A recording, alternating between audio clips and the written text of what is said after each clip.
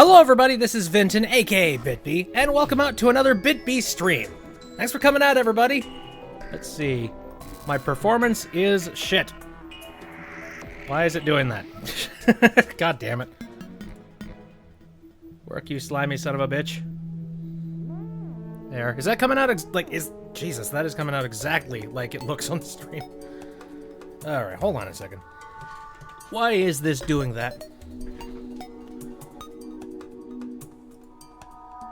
There. Okay, I'll get rid of that for now. That'll do it. Anyway, thanks for coming out, everybody. It is Sunday, and I figured it's been a while. Let's dive into a little bit of Layton Brothers Mystery Room, because I wanted to do it for a while, but I couldn't do it for that moment that I was sick. I did not want to do any of the voice acting while my vocal cords were on fucking fire. But everything should be fine now, so let's go ahead and hop into that. First off, I have to turn that off. Murph. Also, this stream is kind of cobbled together because I had to like really rush here to get things started.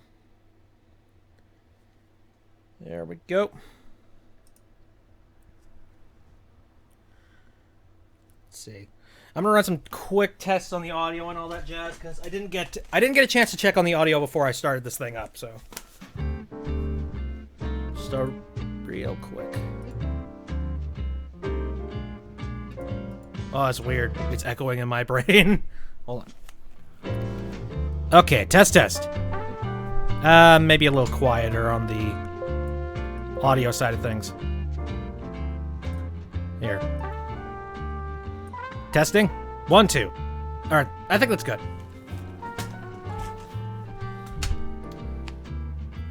Okay. Actually, I should probably also make sure that everything is synced up with the audio as well. Good lord. So many things to consider. Oh, okay, that's synced up and ready to go.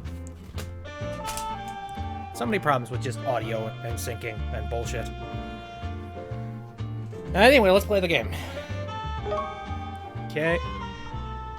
Now, I remember the last game I was finishing up...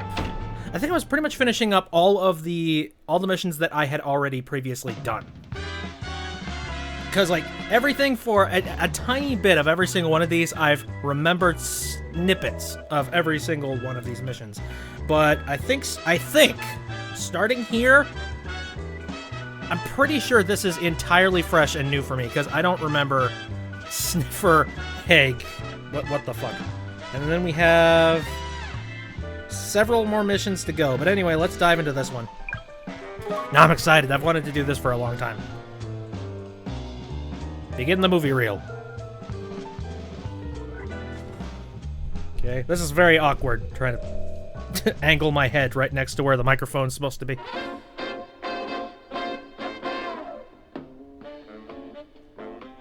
Crime drama. Ah, we've got a very special guest in the studio today, people. It's the drop-dead gorgeous Miss Dolly Holliday. Thanks, Dwight, darling. It's really terrific to be on the show. Here, I got you something. They're ever so tasty. Wow, thanks, Dolly. Yep. Oh, God. And now it's time for my terrible, like, female French accent. I do not think this sort of radio were your cup of tea, Prof. You don't like this, do you? You're not a fan of radio, Lucy? Oh, I've gotten out against a catchy tune and some good banter, but this is rubbish. No, not for me. There's something about the way that the presenter talks. I don't know what it is. I think it's slightly German. I think my accent is every single nationality. He's just smarmy. I tell you, whenever he has a lass on this show as a guest, he talks totally differently. Sounds like you're a regular listener. Probably. Beep, beep, beep. That sounds like a fax coming in already. So our first request this morning is from Miss Angel O'Death. Oh, that's an innocuous fucking name. I'll be the death of you? Why would you even read that on the air? Jesus. Whoa, sounds like someone wants to turn DJ Dwight Dread into a DJ Dwight Dead. Don't you go dying on me, Dwight. I'd never live it down. Well, I am about to sign off for the last time ever. Allow me to try one of your mouth-watering offerings first. Hee hee. Munch, munch. Oh, it's poison, isn't it? That hit the spot. Bang, crash, wallop. Oi! What's gotten on? Wait, are you alright? Let's go to an ad break. Come on, quickly. Radio swoon. The Grand Farad sale is now on. No stores has more for less, so get down to Daysbriggs today. Did we just listen to a murder? What's happening, Puff? Well, if it's some sort of practical joke, it's certainly very convincing. Howdy. We've got a news case, boys and girls. A number just went down on the airwaves. What's up, Sniffer? Didn't you have your wait, goddamn, sorry. I forgot how freaking odd the wording is on this. Like, who the hell wrote this? I feel like they're like a wordsmith that just got out of like some really hardcore college for like English. Didn't you have your lugs to the wireless just now? That's where the action is. Are you talking about the radio presenter who sounded like he collapsed just now? What else? I'd say the stiff's cold already.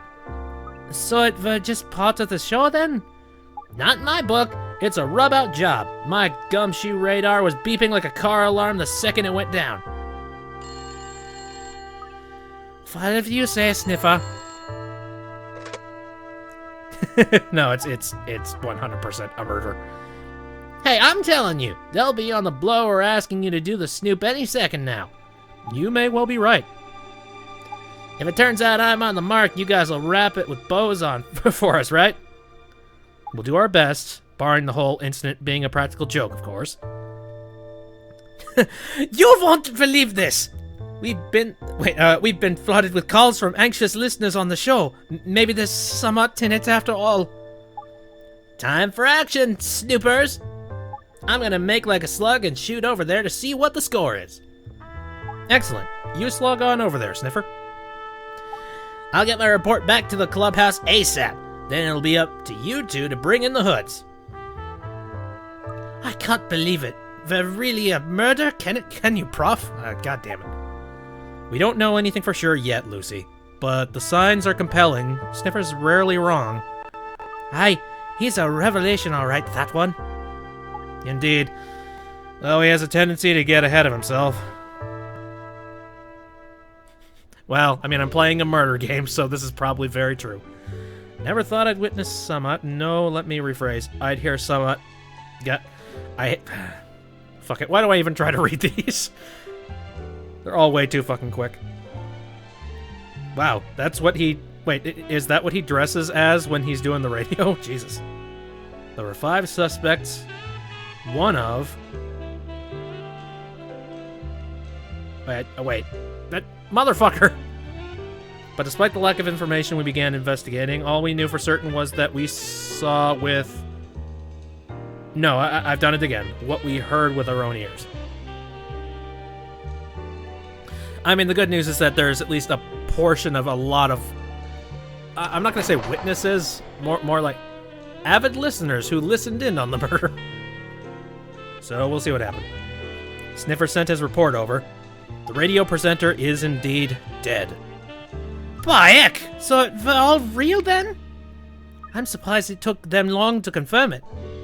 The broadcast was a rush... the broadcast was at rush hour, unfortunately. The police have some difficulties getting to the scene. Investigations are ongoing, but I'll tell you what we know thus far. I'm all ears, Puff, as ever. The incident took place inside the recording studio of a national radio station. The presenter of the show that was airing at the time goes by the name of Dwight Dredd. 2 people were in the studio from the outset, the show's producer and the sound man. Just before going on air, a tea lady from the radio station cafeteria came into the studio with some drinks. But she didn't linger, eh? She left after she'd dropped off the drinks? After that, Dredd the presenter came into the studio along with a young singer and her manager. She looks murder-esque, I would say. So now we're talking about when they actually went on air then? As soon as the show started, the guest singer gave the presenter a gift of confectionery. Hi, I'm more than a bit curious about what was in the gift. But before Dredd had a chance to sample the offering, something came in on the studio fax machine. It was a handwritten note that read, "I'll be the death of you." Sends shivers down your spine, doesn't it? Believing the fax to be some sort of joke, Dredd continued with the show. Hi, well, you would, wouldn't you? Seriously, why did he read it on air? It's like one of the worst things you could possibly do. That's like if, like, somebody, like, sent me an email right the fuck now, and then I open it up and I'm just like, it's an email that says, I will be hung from the top of the clock tower at noon. That's weird. I should have kept my mouth shut. Anyway. However, no sooner had Dredd put one of his guest's treats into his mouth than he started to have difficulty breathing and collapsed on the floor. Understandably worried, the director called for a transmission break. He then sent the sound man to call for the emergency service. About 20 minutes later, police and the ambulance crew arrived at the scene almost simultaneously. However, Dredd was already dead. 20 minutes? That's on account of the rush hour, don't you mention, eh? Wait, that you mentioned. Yes, the radio station is very central in rush hour. That's about how long you'd expect it to take. That's too long, that is. Poor bloke. And that really is all we know about the course of events at this point in time. So let's think about our suspects. Hi, who have we got? There are 5 of them. First, your guest of the show, singer Dolly Holiday. It was her gift that Dredd put into his mouth just moments before he began to struggle to breathe. Like, genuinely, I don't remember this mission in any way, shape, or form. This is awesome. Finally, we're in uncharted territory. Hi, that's more than a little fishy, if you ask me. My money's on the lass. Second is Holiday's manager, Melody Smith. Apparently, she was an old friend of the deceased. Okay, well, let's see. A talent agent had a history with Dredd, with whom she was at Constant Loggerheads, was a guest on the show, an old acquaintance of Dredd's. I mean, I guess she could potentially be the murderer. I think. Yeah, I don't know. Oh, hi. Just a coincidence, don't you think? Maybe not. This might be like some kind of like animosity or some very angry thing where it's just like, you took a job that I was going to get or some bullshit. Third, the director of the show, Mike DeBonair. Oh my god, wait, is that a... that's a pun on air? God damn it. It's got frickin' highlights that makes it look like he has horns. There's nothing obviously suspicious about his involvement, though his relationship with Dredd was stormy. Which would give him a good motion, a good motive, eh? Not motion. God damn it. Fourth, the sound man, Mr. Randall Mann. He seems smarmy enough. He was the one who went to the call the ambulance, which does put him under a certain amount of suspicion. Aye, it very is hard to believe that the emergency service could have taken that long to get there. I mean, rush hour. And finally, there's the tea lady from the cafeteria who brought the drinks. She appears to be missing. No one has seen or heard of her since she delivered the drinks to the studio. Weird. You what, Puff? That's it then, surely. She's the killer, and she's done a runner. Certainly not an Fuck, what is with English today? However, we don't know enough about her yet. We need to see what our inquiries turn up on her first. I don't know. It's too fishy for my liking. So, those are the suspects. We certainly don't have much to go on at this stage, but what's your hunch? Who do you think did it?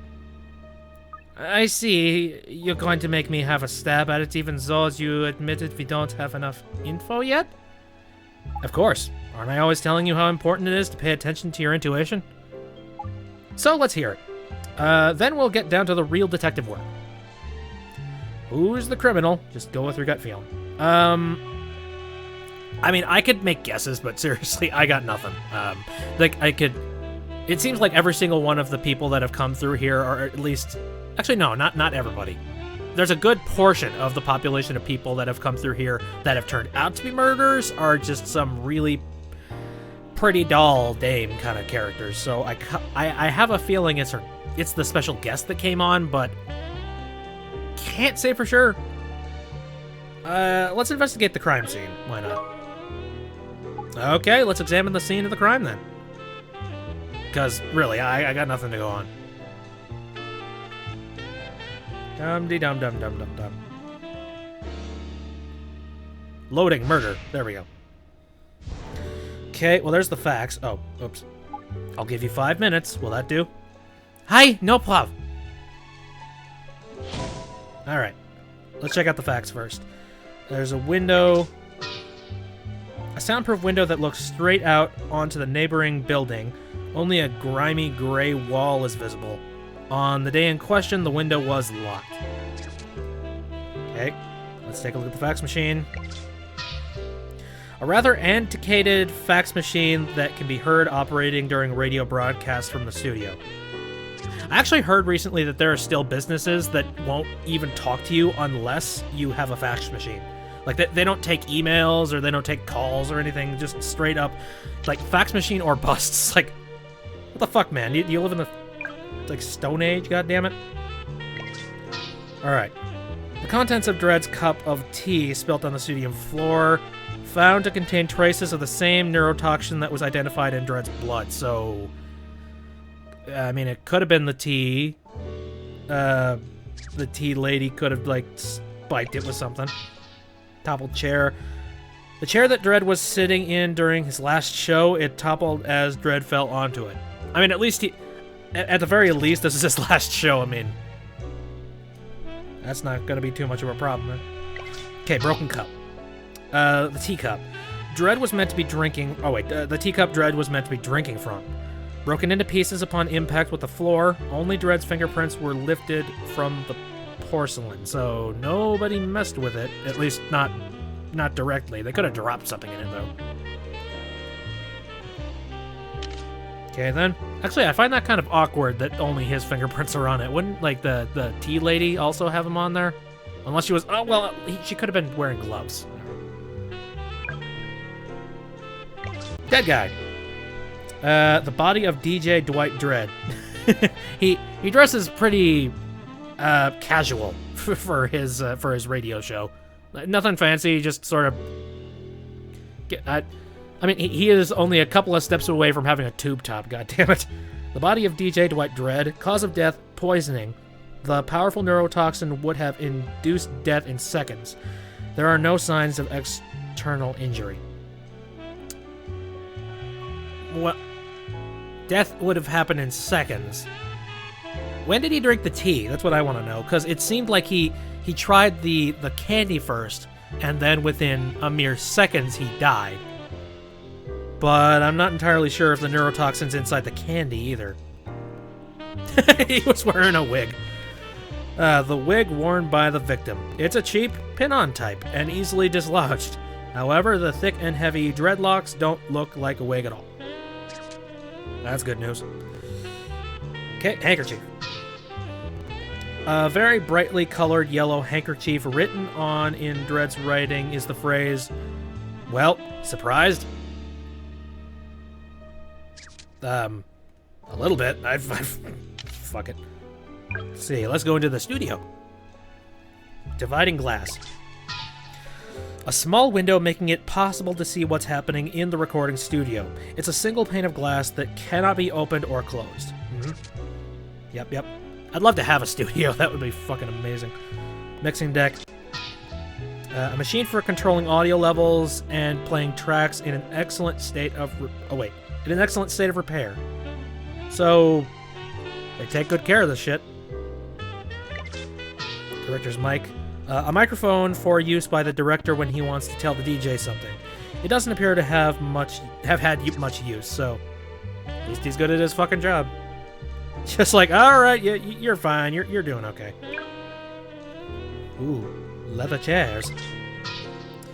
A chair covered in durable leather. It oozes quality in a way that jars with the surrounding... Oh, wait. That jars with the surrounding decor. That's a little mean. Just because you have a whole lot of money doesn't mean you, like, have to live in some sort of a ritzy establishment. And then there's... Is this literally a green room? I just noticed that. The green room.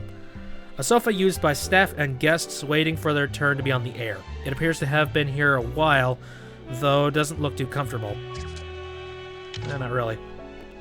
I've seen, like, less comfortable couches. Like mine, for instance. Which is funny, because, like, I bought that couch with the sole purpose of it being, you know, just some sort of a cheap couch and all that jazz. I didn't need something too good, but turns out you get what you ask for, because, seriously, it's kind of a piece of shit.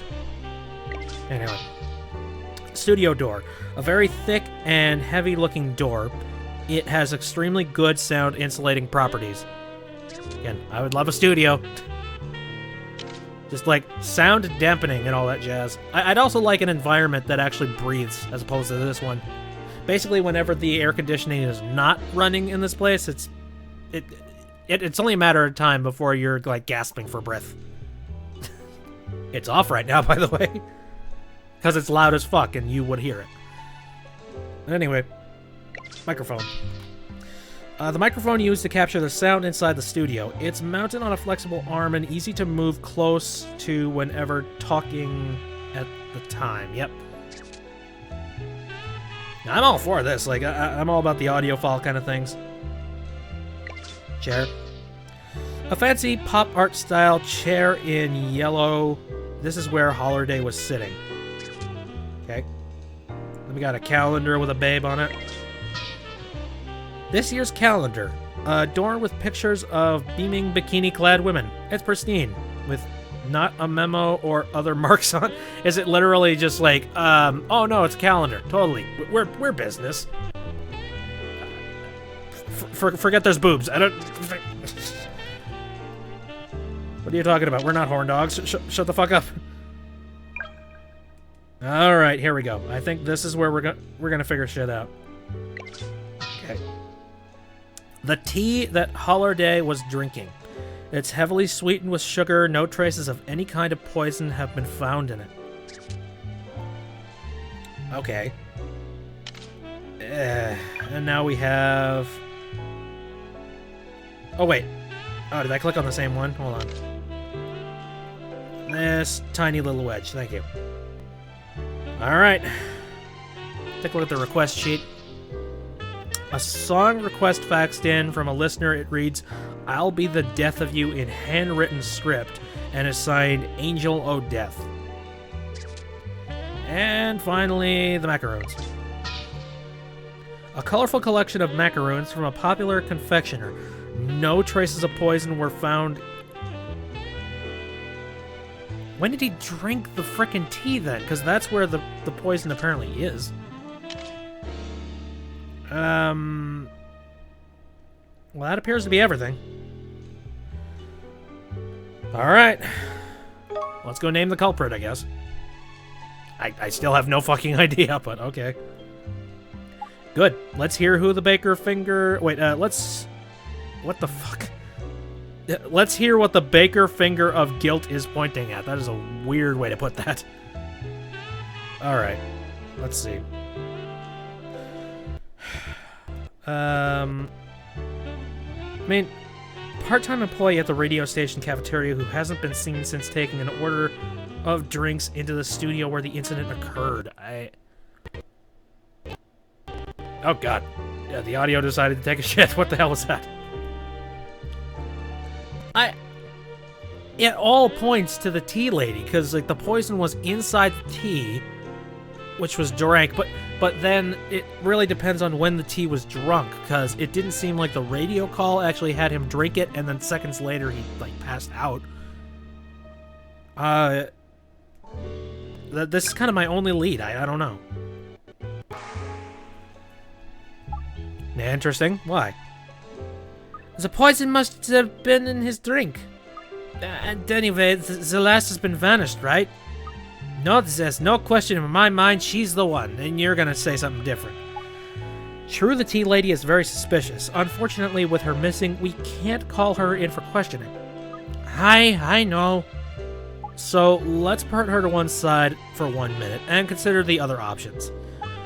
Out of them, I believe the most likely culprit to be Dolly Holiday. You know, I figured, but seriously, I don't know. I can't see the connection. Give over. You don't really think she did it, do you? Actually, I'm, let's see. That's not very sure. What the fuck? Usually it's something like 97.6% sure or something. Like, what the hell, man? 43.6% sure of it. That... work on that one. That's rubbish! Yes, well, there are simply too many pieces of the puzzle missing at this stage. Next. There we go. As that's not much of a number to go on, is it? It doesn't exactly inspire confidence, Puff. No, it's fairly weak conjecture, but still, there are a number of questions I'd like to ask Miss Holiday. Holiday. Excuse me. After all, she was right next to Dredd when he collapsed. Oh, I see. That's it, is it? Right, well, I suppose I'd best go and see if I can get in touch with her. But wait a minute. Is she here? Ah, hello. Is this a mystery room? The mystery room or what? Miss Holiday, what are you doing here? One of your detective fellas told me to come, didn't he? Right, little so-and-so he was. He threatened me, you know. Said he'd pinch me and check me elbows if I didn't come in. He's a bit of a weirdo. All right, that sounds like our Detective Sergeant Haig. Yes, he's, very sharp. That's the phone. And they're off. So, what are you lot gen up to here, then, eh? Anything special? This is a special division of Scotland Yard where we investigate especially heinous crimes. Look, I don't know what's going on, but at the end of the day, all I want to know is if you arrested me or not. Suspicious as fuck to just assume you're being arrested. Oh, whoopsies. I didn't read that. Maybe I can read it on the actual stream real quick. Hold on a second. No, we merely wish to ask you if your questions to help us speedy resolution of the case. Okay, that's what it said. Oh, no, officer, I never speed. That's ever so dangerous. I always stick to the speed limit, me. Stop. Fucking. You did it. You fucking did it. Let me try to explain. You are a witness, you see, Miss Holiday. Puff, message from Sniffer. He says she's the one. Squeeze the canary till she squeals, were his precise words. Jesus. You know how he is. Yep. Hang on, that's not what you just told me, is it? Have I said something wrong? Allow me to reassure you. In truth, yes, you are under suspicion of perpetrating this crime. Purple rain. Goddamn. Prince. However, no one has yet concluded that you are indeed guilty. Would you be so kind as to cooperate with our investigation so as to clear your name? Well, if I do, I have got better things to do with my time, though.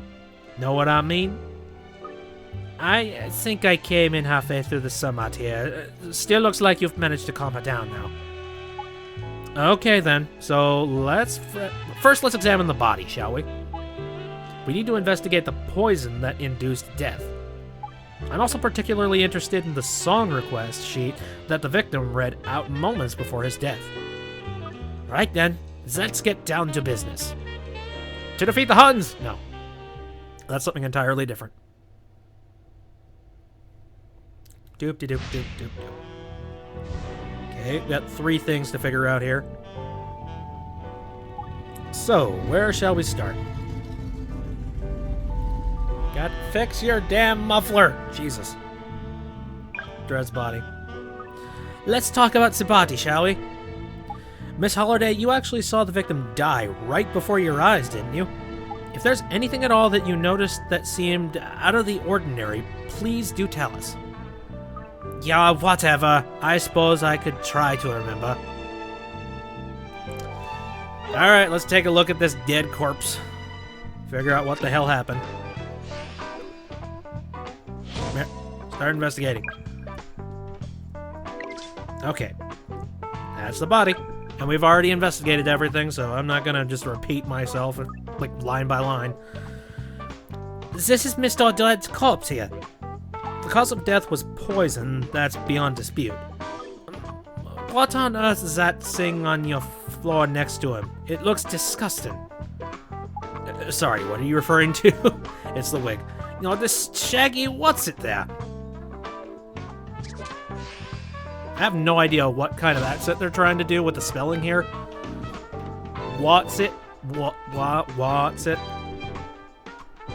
No idea. Maybe he had some kind of a secondary identity or something? And he was just trying to hide behind his radio persona or something? It's a wig, Bluff. I always thought to have a bit too, well, healthy for his age in all them photos you see of him. No doubt all part of portraying a young image to increase popularity. Perhaps he needed to volumize? He needed to volumize, do you think? What, even on radio? Wow, I had no idea he wore a syrup. You had no idea? But didn't you see it come off? That's a good point. Nah, I saw him die, but he managed to keep his hair on for that. The wig never came off while I was there. Are you absolutely sure about that, Mr. Holiday? Wait, Miss Holiday, goddamn. You're a man! I'm not gonna forget something as shocking as that in a hurry, am I? Know what I mean? If what you say is true, it implies that somebody took Mr. Dread's wig off after he died. Who would do so much like that, eh? That's so hateful.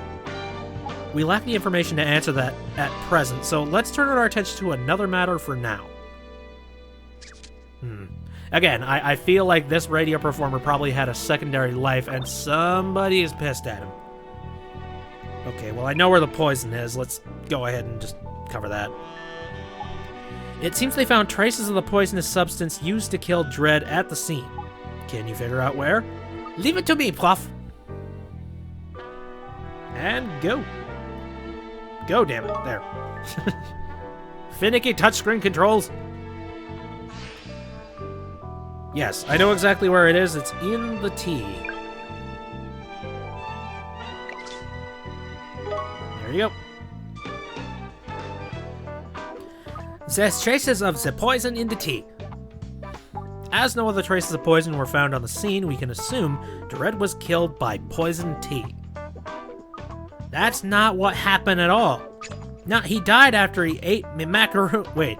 Okay, wait. Now that we have he ate me macaroons. I feel like this is a pirate geisha. What the fuck? I'm just gonna keep the voice, because god damn it, I don't know. Macaroons, you say? Lucy, well, what do we know about these macaroons? Let's see. Yes, here we are. The macaroons the victim were eating on air. Here's the file. Yeah, I'm gonna read it real quick. A colorful collection of macaroons from a popular confectioner. No traces of poison were found in the one half eaten by Dread. Well, this is a little odd. No trace of poison was found in any of the macaroons. What are you on about? I feel like I should change her to be like a little more Cockney. I saw it with my own eyes. He started coughing. I can't do Cockney.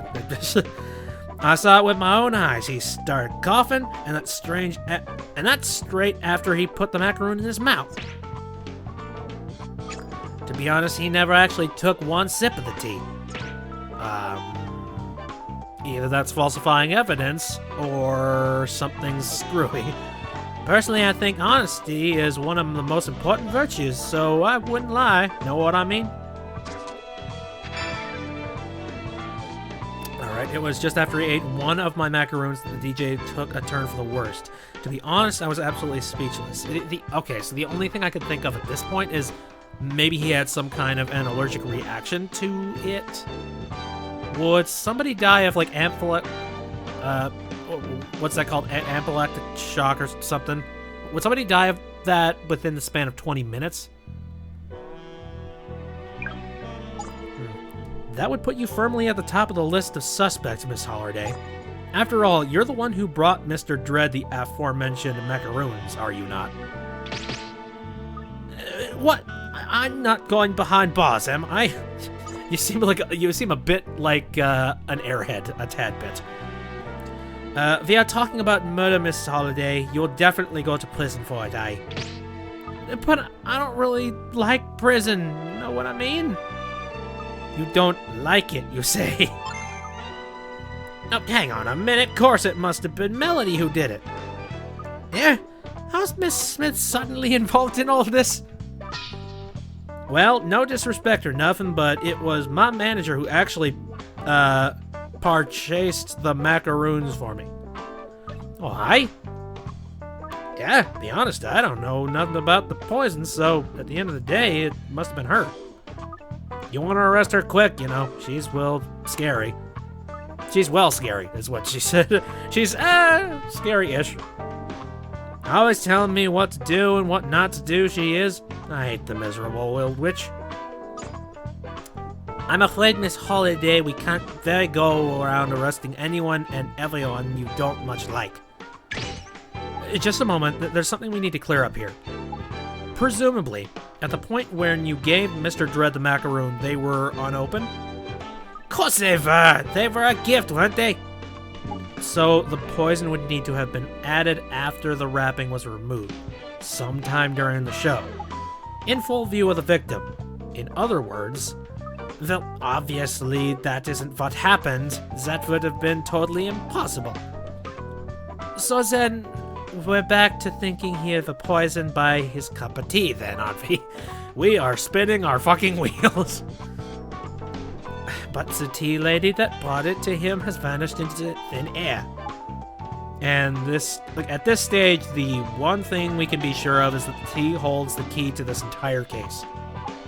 We should make sure we investigate the teacup as well as the tea it contained.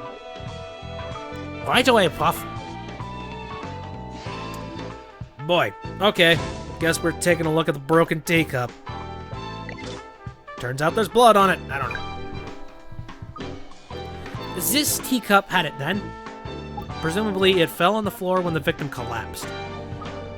That's a Pucka Royal... what the fuck are you... Oh my god. That's a Pucka Royal Droolton teacup. That is top quality. I mean, it sounds top quality because I can't pronounce the fucking name. Then again, I can't pronounce mostly anything. They caused a bomb. What a waste. We got some fingerprints off it too, Prof, but that's about it.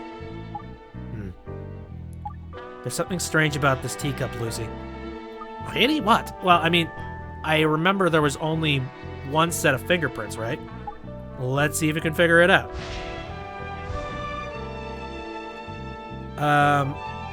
What's strange about the broken thing? I read it before, and there was only one set, and I was thinking about that. It's like, wouldn't there be several sets if it was handed to him?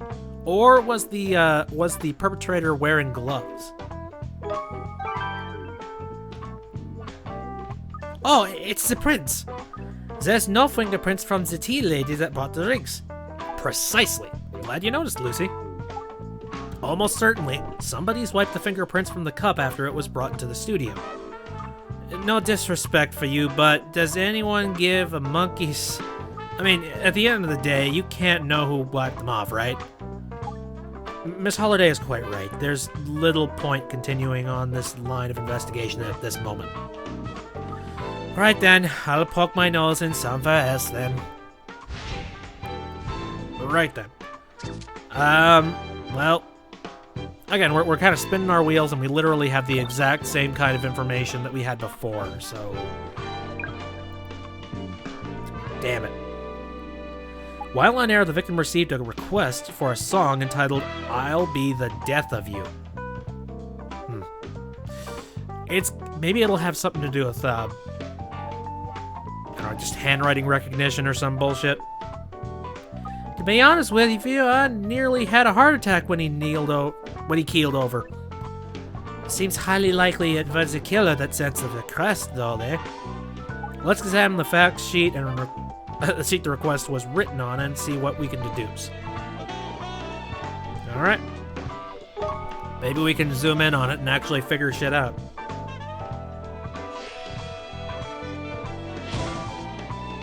Alright. Zoom! A song request faxed in, derpy herpy flirt. Okay.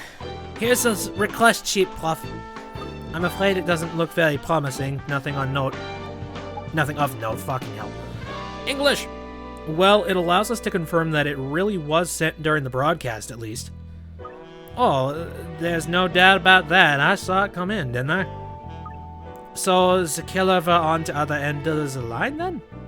Quite possibly. Let's examine the fax machine and see what we can deduce. To figure out why the heck we would be examining the fax machine. Let me see.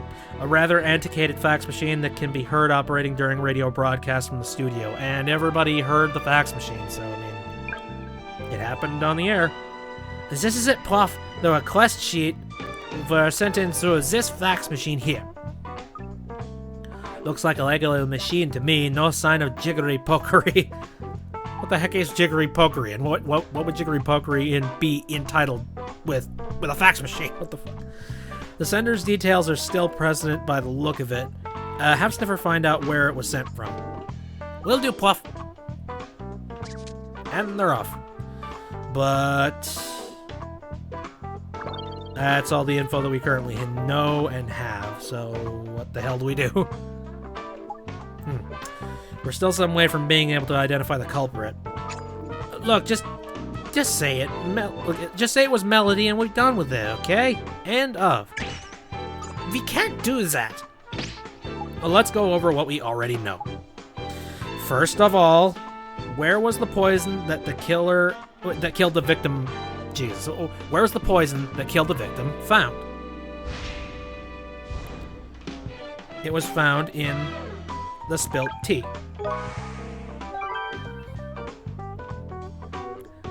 Is the poison found in the tea? How many times have I got to tell you? The bloke never touched his tea. It can't have been the tea that killed him. I've got to say, Prof, I don't think she's lying about this. No, me neither. It's a very curious discrepancy. You know, the only thing I can possibly think of is, okay, maybe the poison was planted by somebody. Maybe, like, this has got to be some sort of, like, tie-in thing where the poison was planted by somebody. Oh, did I accidentally move ahead? And not the only one either. There's another in Miss Holliday's statement, if you remember. Poison was planted by the lady who gave the drinks, or at least somebody. And then, but they knew that he wasn't going to drink it. And maybe he had some kind of an allergy that they knew about. That's all I can think about. My throat's getting dry. What doesn't add up between the crime scene and the statement? Alright, I haven't actually read any of the statements, so this should be interesting. Dolly didn't do anything. I was watching her the whole time. I bet this is a plot by someone who's trying to slow my girl down. They're all jealous. It's just a whole lot of conjecture. I ran straight over to Dwight to see if he was alright, but I couldn't find a pulse. So I told Randall to go and fetch help. Then Randall said it was the tea lady who brought the drinks in. I don't know her myself, but I must say I did hear she and Dwight were an item. Not that I ever saw them, you know. It's nothing in conjecture with that, I don't think. Let's see.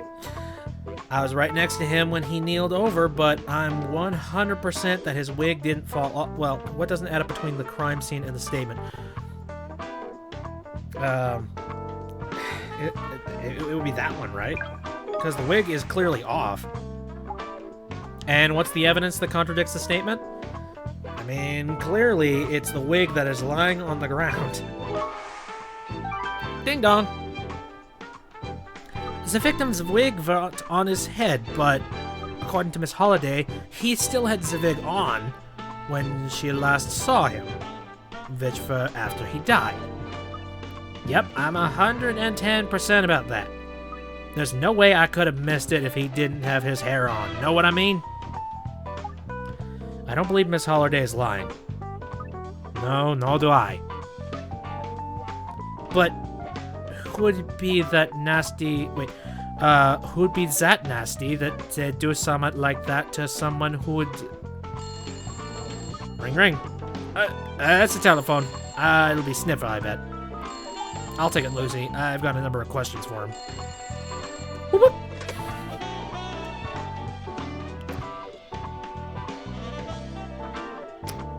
So, nice weather today, huh? So, how old are you then? I'm 22. You're joking. I'm 22. Talk about 1 in a million. Hi, amazing. And that's important because... So, what's the score with you and Inspector Whitey here? You going out? Not likely! Well, he is kind of a kook, so no. Oh, I'm sorry. He's not a bad looker, eh? But that white gown's a bit of a disaster. I don't know what he's on about half the time. To be honest, I think he might be a bit funny in the head. We already know that. I can't deny the court's a bit... Well, but the prof can see to the heart of any case just like that. There's not many fellows that can match that. Oh, I get it. You fancy him, but he isn't into you, is it? Oh, give over. It's no such thing. Don't worry. Your secret's safe with me. I'm the height of... I'm the height of dispression. Okay. That for some reason I read depression and I got very confused. Just like, oh, I'm depressed. I want to die.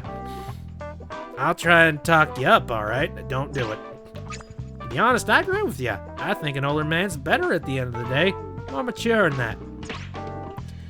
I keep telling you there's naught between us. Yo-yo. Sounds like you two are having fun. Fun is not the word, Prof. Well, anyway, some new information has come to light. The song request fax was sent from inside the studio itself. Lovely! No, how's that possible? Again, I think the tea lady had something to do with it. Put down the drinks, sent the fax, left, and is just sort of hiding away somewhere. And then... but that doesn't really put the macaroons in place, because how would the macaroon... God damn, I don't... Oh, it'll all make sense at some point, I'm sure. One of our chaps was sent in to check it out straight away. And he found the tea lady's... What? And he found the tea lady's body there.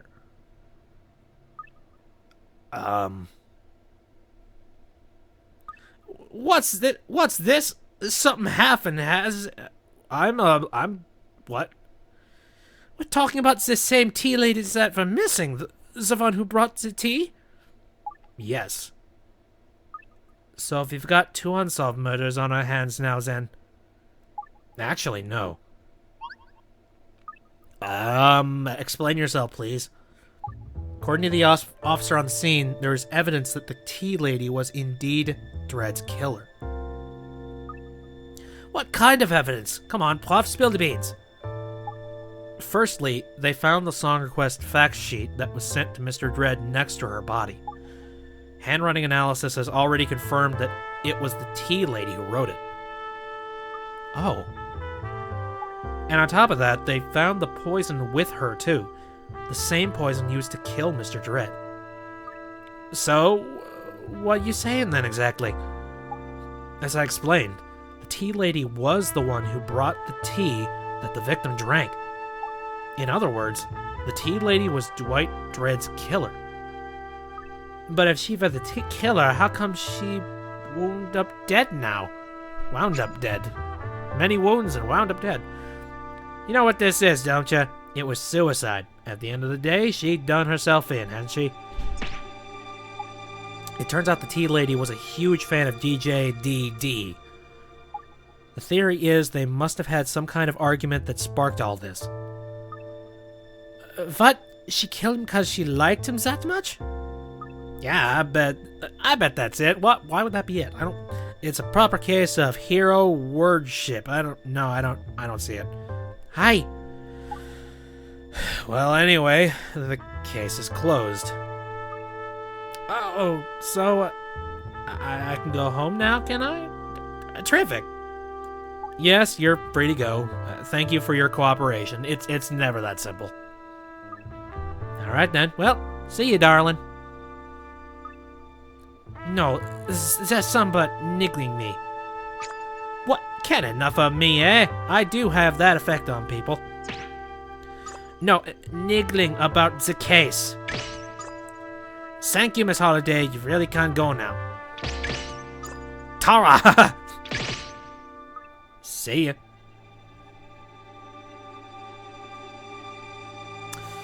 Oh, something's up. So that's wrapped up then. You can go home early if you like, Lucy. Prof, there's definitely something not right here. I mean, there's a gaping hole between the evidence at the scene and Miss Holiday's statement. Well, nevertheless, the case is now closed. But actually, there's something I was hoping to get done, so we'll pick this up again tomorrow, shall we? All right then, Puff. This is very odd.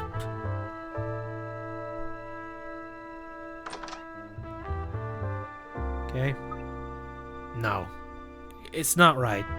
Something's definitely amiss. Well, if the Puff's off, I suppose I'll just have to figure this out on my own. Oh, Puff? Ah, Lucy, did you forget something? Why do you have newspapers in your pockets? That's confusing. No, it's just... I can't get this case off my head. I thought maybe I had another look at the scene, I might be able to figure something out. You're just not willing to let it go, huh? Anyway, what are you up to, Puff? Just a bit of investigating for fun. For fun? That's where the tea lady last was bumped off, isn't it? Yes, although I can't reproduce the entire scene now because the case has been closed. I knew it. I knew you wouldn't be able to let it go either, Puff. As it happens, I've uncovered some evidence to support Holiday's statement. Do tell. I would love to fucking know what the hell's happening here. Alright. So, about the evidence you've found that backs up Holiday's statement, then. Well, Lucy, do you remember what was broadcast? What we were listening to together? I think I can remember. I remember the gist of it. The evidence is in the transmission itself. I've managed to borrow a recording of the show. Listen carefully to this now.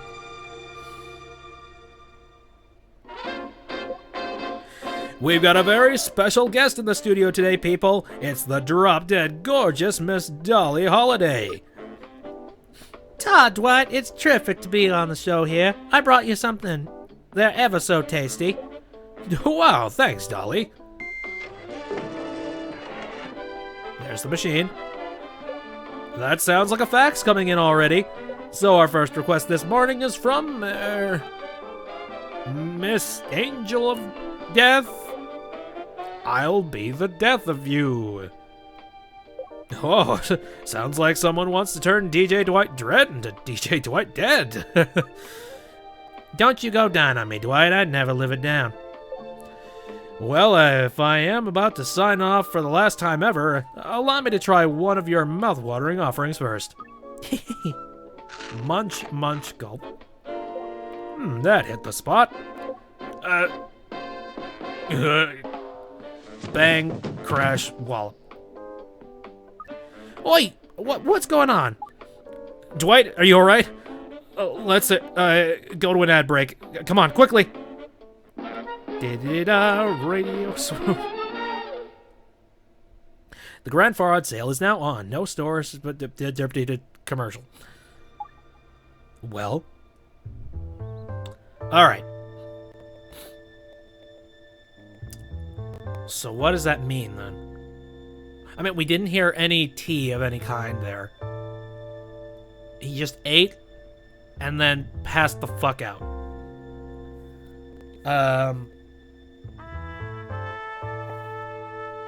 Honestly, I have absolutely no idea what what you're talking about, Professor. Holiday's laying it on too thick. Well, it may be, but never mind that. It just struck me, that's all. Okay, but ignoring that, there's a blatant discrepancy between the radio show and the scene of the crime. Can you get it? Okay.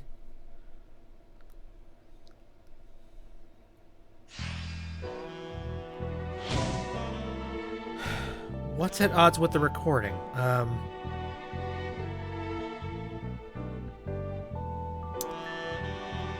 I'm thinking about that.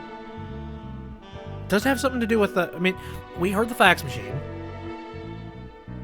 And that would make sense if you could hear that in the background.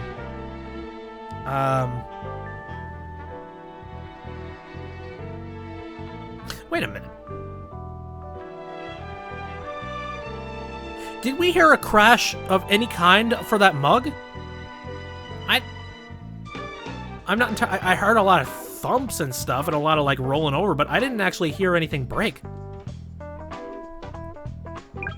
I think the description might actually be the broken cup. Maybe. I see. And where's the discrepancy between that and what we heard on the radio?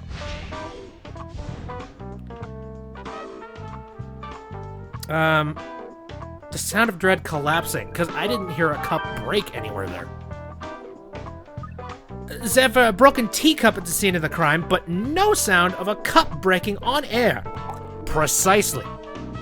You can clearly hear when Dread collapses from his chair, and yet there's no sound of a cup breaking. So the teacup didn't break during the show, you mean? Almost certainly. And it's increasingly clear that Miss Holliday's statement is true. Dread never drank the tea. If he had, it's highly likely that he'd have dropped it and broke the cup as the poison entered his bloodstream. So Miss Holliday's statement is a bona fide truth. Well, in the case, then when did he drink the poison, and when did the cup break? I'm starting to think that somehow... I'm beginning to wonder if maybe the truffle he ate was poisonous, and then somebody later snuck into the scene to manipulate shit by, like, breaking a cup, having poison on the floor. This is interesting. If my hypothesis is correct, Dread was given the poison after the show went off air.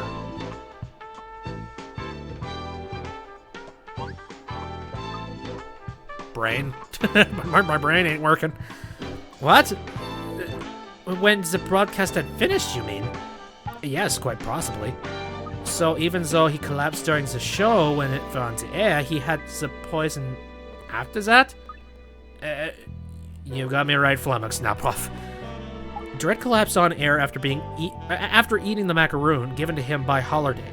That's the point. I'm sure, and I'm getting further and further from it. Well, why don't we do some investigation in that area? Okay. Again, I kind of want to say that maybe he... Why would it be allergy, though? Like, I feel like there's a little bit more to it than just, oh, allergic to shit. There's a clear discrepancy between the scene we see here and the state of the studio just after the show. It poses the question of why Dread became physically distressed after he ate the macaroon. Why would eating a perfectly normal macaroon do that to him when he hadn't touched the tea? Quite. He hadn't had any poison at all, yet everyone around him mistakenly believed he died. Almost like he were just putting it on and pretending to die or something? Oh. So we're back to what we were talking about before, where maybe this was some kind of elaborate, funny thing. That's exactly what I'm thinking. There's actually existing evidence at the scene that supports the idea that he was faking his own death. Yes, see if you can find it. Faking his own death. It's interesting. What would the proof be that he's faking his own death? Does it have something to do with the macaroon? I don't know.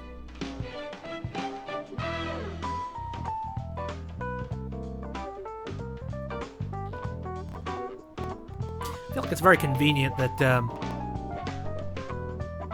I feel like it's really convenient that, oh god, well, Miss Holiday, she seemed to be, like, putting on the whole death thing a lot. Okay, find proof of Dredd's faking his death. Just finding proof of death fake. What would prove that, I wonder?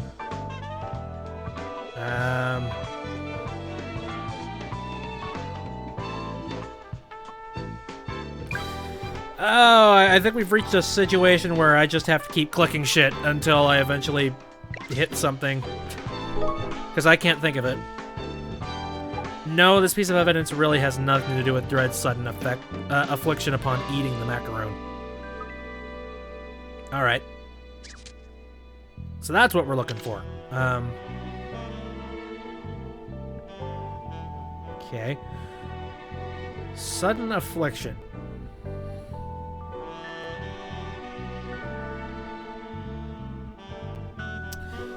Interesting. Anything in this area over here? Nah, I don't think it would be any of those things.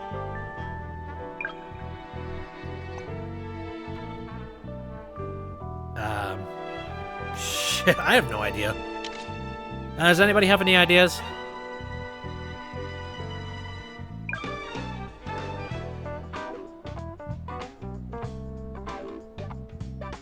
Chair, calendar.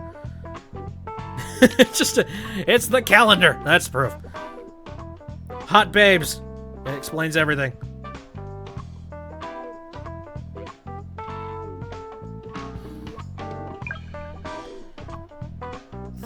Maybe it's the request sheet, because that seemed kind of far-fetched as hell.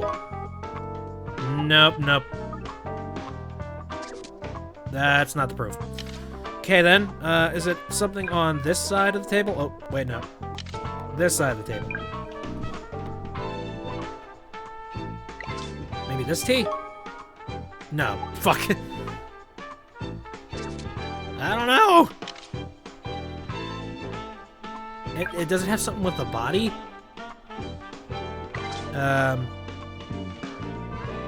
Maybe the handkerchief's kind of weird? Oh, hey.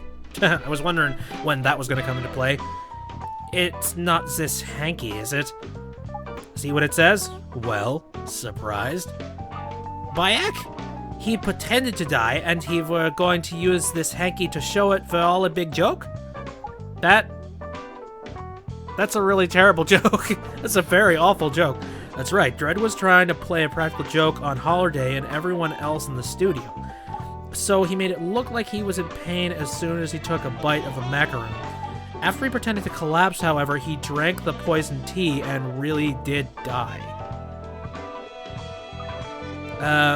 Once that poison took hold of him, he was kneeled over with a fair wallop, eh?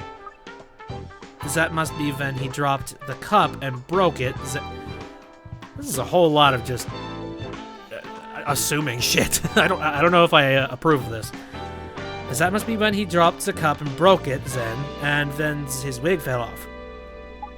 It's an absurd ending to the whole affair, but there's a considerable chance that that's what happened.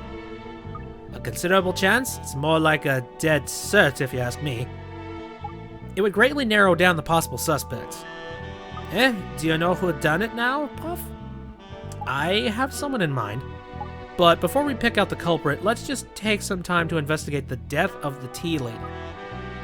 Okay, well, I don't have a mystery room for that, so you're gonna need to hand me as much info as possible. How do I solve murders without the mystery room? So, let me fill you in on the tea lady who was found dead. Her name was Nancy Brewer. Oh, Jesus Christ. Brewer. She worked at the radio station cafeteria. She was a huge fan of Dredd, and several people say they remember seeing this pair chatting at times. Affairs? Were they involved then? We have reason to believe that they were, yes, although there's little evidence to actually back that up. Aye, well, with both of them dead, there's no one that can tell us for sure, I suppose. Now, let's turn our attention to the room where Brewer's body was discovered. It was a storeroom, not a minute's walk from the studio. Right next to it, derpity herp. It seems the storeroom is just that, and staff rarely have cause to go inside. It's apparently kept unlocked, though, so anyone can get in there should they want to. So, Brewer went in there to hide after she took the drinks into the studio? That seems most predictable. What we need to figure out, then, is what went on in that room. I've managed to obtain additional statements from all suspects about the movements, after Dredd's death. Have a look over them, Lucy. Will do, Puff. Alright, let's take a look at all these. Statement 2. I called the emergency service after Mike told me to. After that, I was with one of the security guards the whole time, waiting for the police. He was just my type.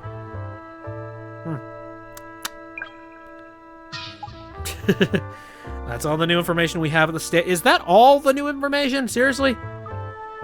So I can finally have a look at the storeroom then, can I? The question really is whether Brewer committed suicide or was murdered. Let's see for ourselves, shall we? Okay, do we get to look at a storeroom? Yoink. Did Brewer commit suicide or was she murdered? We need to figure out which it was. Right, well, where do we start then? There are two pieces of evidence that led to Dredd's murder being pinned on Brewer. Firstly, the song request was written in Brewer's handwriting, and secondly, the poison used to kill Dredd.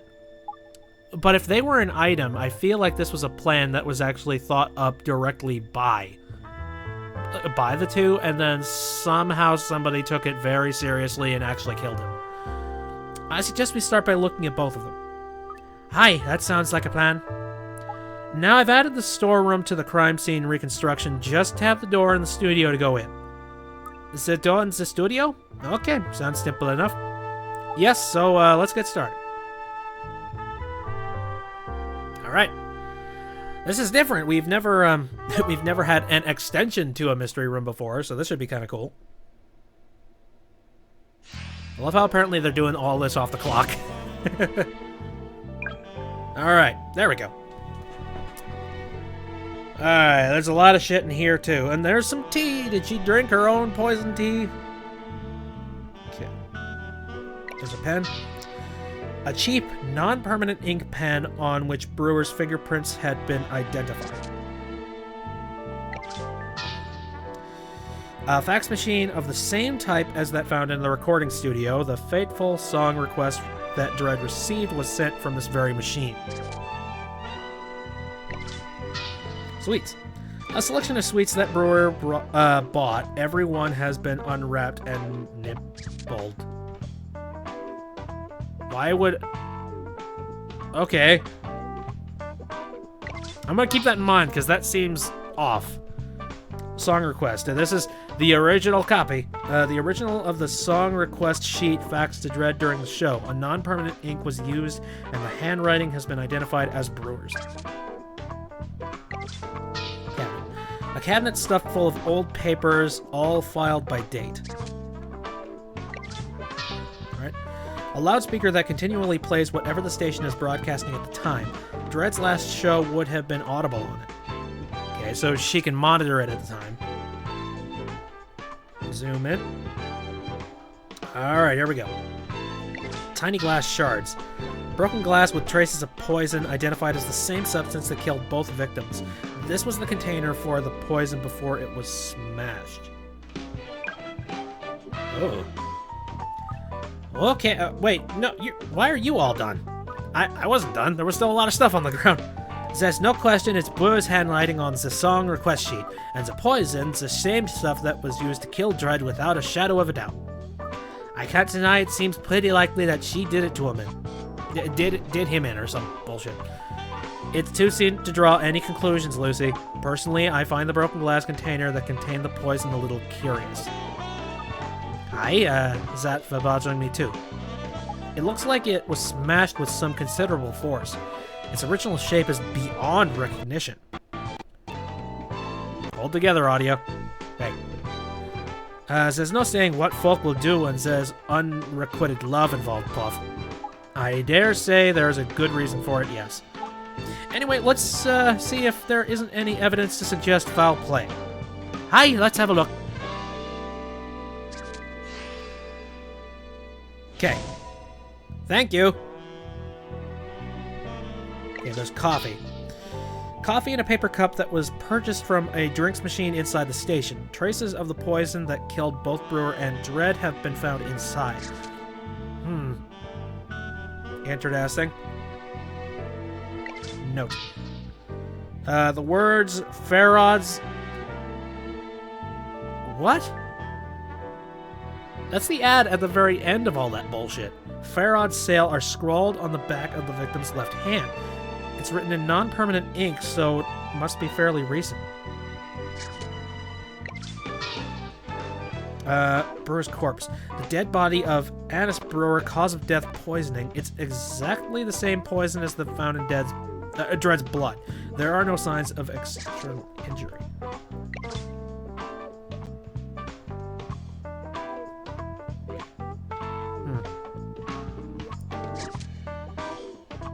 Find proof that it was murder.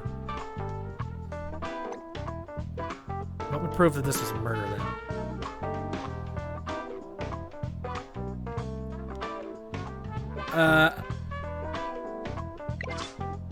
I'd have to say it's probably the coffee because the poison is also located inside of it. Right? Evidence like that doesn't really tell us anything about whether it was murder or suicide. Oh. Right. Okay. I'm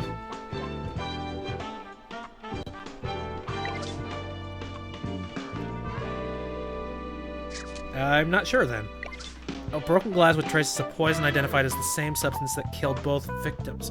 Why would she bust the... That doesn't make any sense. Why would you bust it? Wouldn't you just, like, pocket it? Why would there be poison? That's a... Good lord.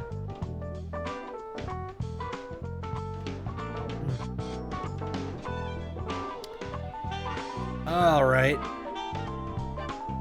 The pen may be a cheap non-permanent ink pen on which Brewer's fingerprints have been identified. And no. I mean, the note's confusing the fuck out of me. Would this be it? Oh, it is. Okay. Do you think this note she wrote on a hand might be a clue after some? It's obviously something she'd only just written. I wonder what Farod's sale means. Which piece of evidence relates heavily to Farod's sale? It's the radio show, because there's Farod's sale at the very end of it. Hey, Puff, remember the ads they played on the radio and what happened on the show? That's what it was. It was an advert for a big sale at Farod's. Oh, of course. Brewer must have heard the advertisement and made a note of it on her hand. That must be it. Well, that would tell us something, wouldn't it? Well, that would mean that she was gonna go to the... Why the fuck? Oh, this seems like one of those plot convenient ideas that they came up with, where it's just like, I don't know, how do we prove that she didn't want to kill herself? Oh, she wanted to go to a sale, yeah. Whatever, man. Brewer must have been thinking she'd go to Farod's sale and thinking it would, while she was in that room. So she can't have had any clue that she was about to die then, can she? No, she can't. Just to be sure, let's find out when else that advertisement was aired. It's just possible that she made the note on another occasion. I'll go make some necessary inquiries straight away. I've got the answer. That was quick. That was unbelievably quick. Hi, investigating's all about speed, I say. Anyway, turns out that for the very first time the ad had ever aired. And it's undeniable. Brewer was murdered. Convenient frickin' plot. Was she an accomplice of the serial killer then, do you think? Killed to shut her up or something? What do you think? Was Brewer an accomplice? Honestly, I don't think she was an accomplice. I think what she was doing was a part of some kind... Like, I think she was a part of the prank. And the prank... You know, that wasn't supposed to end in actual death or murder. And then conveniently somebody was planning on murdering them anyways on the exact same day and fucked them up. So I don't think she was an accomplice. I don't think Brewer were on it, actually. She left this song request fax just lying about in full view, not to mention all the sweet rappers. She just doesn't seem to have been that bothered, really. Not what you'd expect of a killer. An excellent deduction. I couldn't agree more. There's too much evidence left behind in this room. If she'd known about the plan to kill Dredd, she would have been tidier. She would have wanted to get caught. She wouldn't have had to get caught, but fuck it. In all likelihood, I imagine Dredd approached Brewer. He would have told her of his plans for a great practical joke and asked her to help him. Hi, does that make sense? That's why you were totally unfazed after hearing Dredd collapse and making notes about sales in shops. Exactly. So the serial killer used Brewer without her even knowing about it to kill her absolute idol of all people. Yes, a contemptible trick indeed, even for a murderer. So who were it then? Who is behind all this? I believe I know who it was. Do you?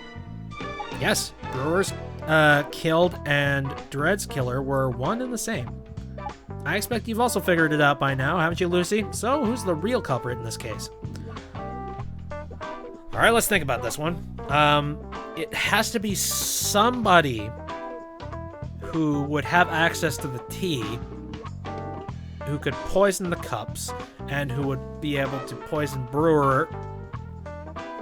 Okay, so let me look at this. Making an appearance on Dredd's show to promote her latest album.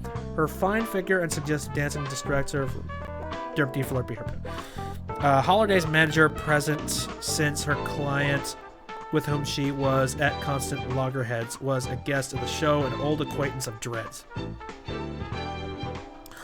Longtime partner of Dredd's and creator and director of his show, and an affable man, but known to have quarreled with the victim over money matters. Probably not him. A former musician turned sound technician, a handsome man with striking features who enjoys cross-dressing and high heels. Likes to flirt with the victim. You do you, man. You do you. Dwight Dredd. DJ who died while on air, popular. I don't think it would have been her, or him, specifically. It's not them, so who's the real killer? Holiday's manager present since her client with whom she was at constant loggerheads. Was a guest on the show, an old acquaintance of Dredd's talent agent. Making an appearance on Dredd's show to promote her latest album. Hold down, audio, come on. Making an appearance on Dredd's show to promote her latest album, her fine figure. I kind of want to say there's something fishy about Melody Smith. I really don't think anybody on the production team would have done it. I guess I'll say this. Damn. I don't think so, Lucy. Oh, that's wrong, isn't it? Yes, Brewer's killed her and Dredd's killer were one and the same. Derpy, herpy, flirty. Okay. How about this?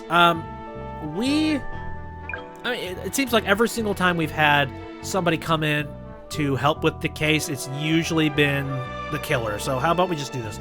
Dolly Holiday, you are the killer of both of these people. No fucking hell! Okay. So, never mind. Longtime partner of Dreads and creator and director of his show, an affable man, but known to have quarreled with the victim over money matters. Maybe it has something to do with this little affair that was happening. Who wanted both of them killed.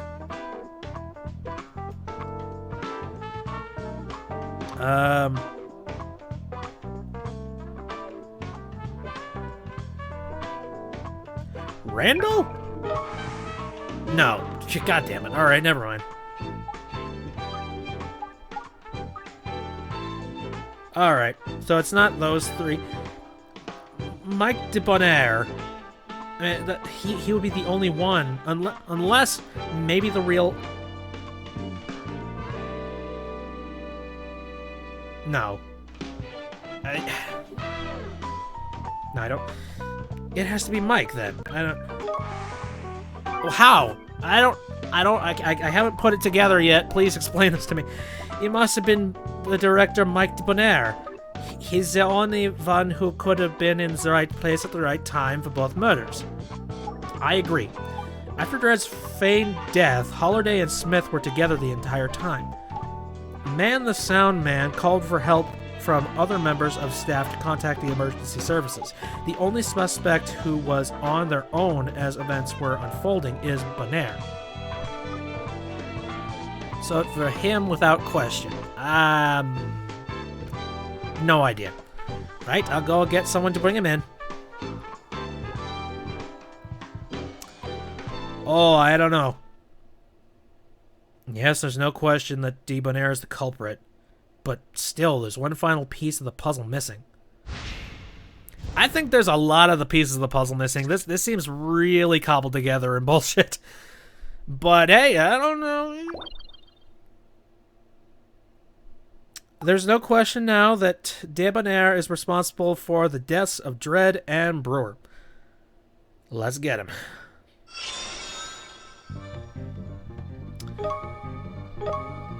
Let's do it.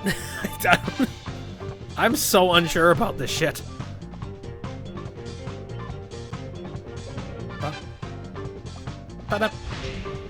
Conclusion. Dolly, I'm terribly sorry to have kept... Goodness, where's Dolly? She's not here. No, well, that's rather strange. She said she wanted to see me. What exactly did you tell this man, Lucy? I just told, I just couldn't get a hold of it in the end, so I had to resort to asking Miss Holiday if she'd help. Ah, that little minx! She doesn't know when she doesn't know who she's messing with. Allow me to apologize, Mr. DeBonair. Bonaire. It's a French Bonaire. Bonaire. I had no idea this had gone on. No, not at all. I can hardly blame you, I cannot hardly blame your lovely assistant. After all, if a man allows himself to be duped, it's usually for a less than honorable reason. Anyway, I must be getting back.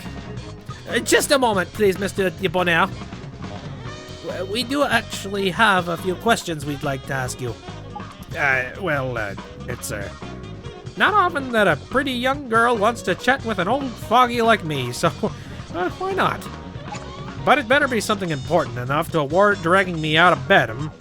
We're sleeping, you fuck... Actually, I shouldn't judge. I sleep until, like, stupid amounts of... I'm basically night owl at this point. Well, it's, yes, this is an extremely serious matter. It seems you may be responsible for the deaths of 2 innocent people, you see.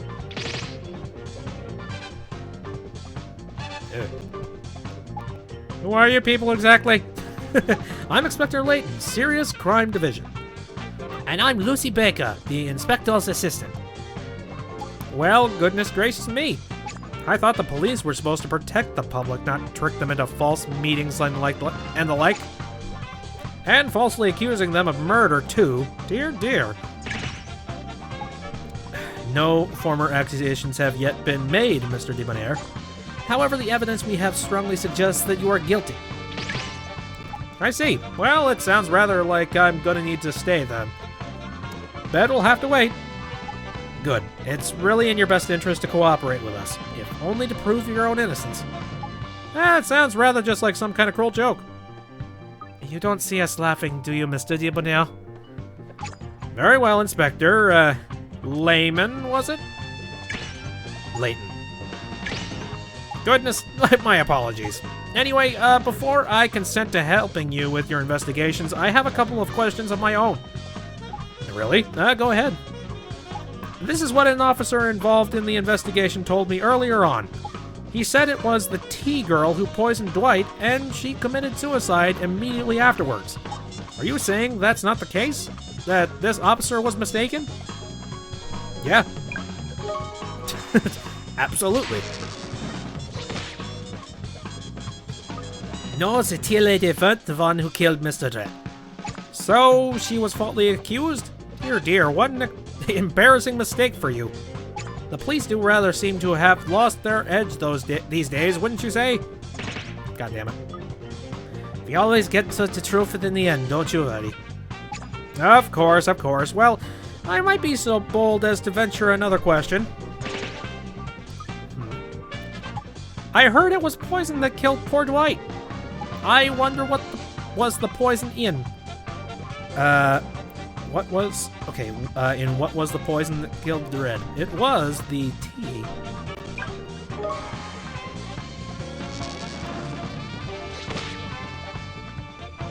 Mr. Dredd was killed by a lethal poison that was put in the tea.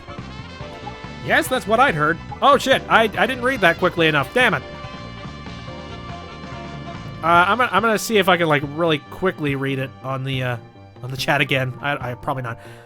That's what I've heard. And imagine, oh fuck, that went way too quick.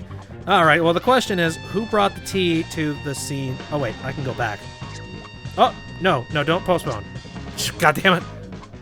All right, who brought the tea to the scene of the crime? It was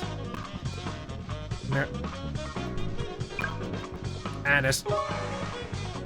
A nice brewer. That's... Oh, goddamn. I got it. I just got that one. It was the tea lady by the name of A Nice Brewer. That's what I'm calling her. A Nice Brewer. Who brought drinks into the studio.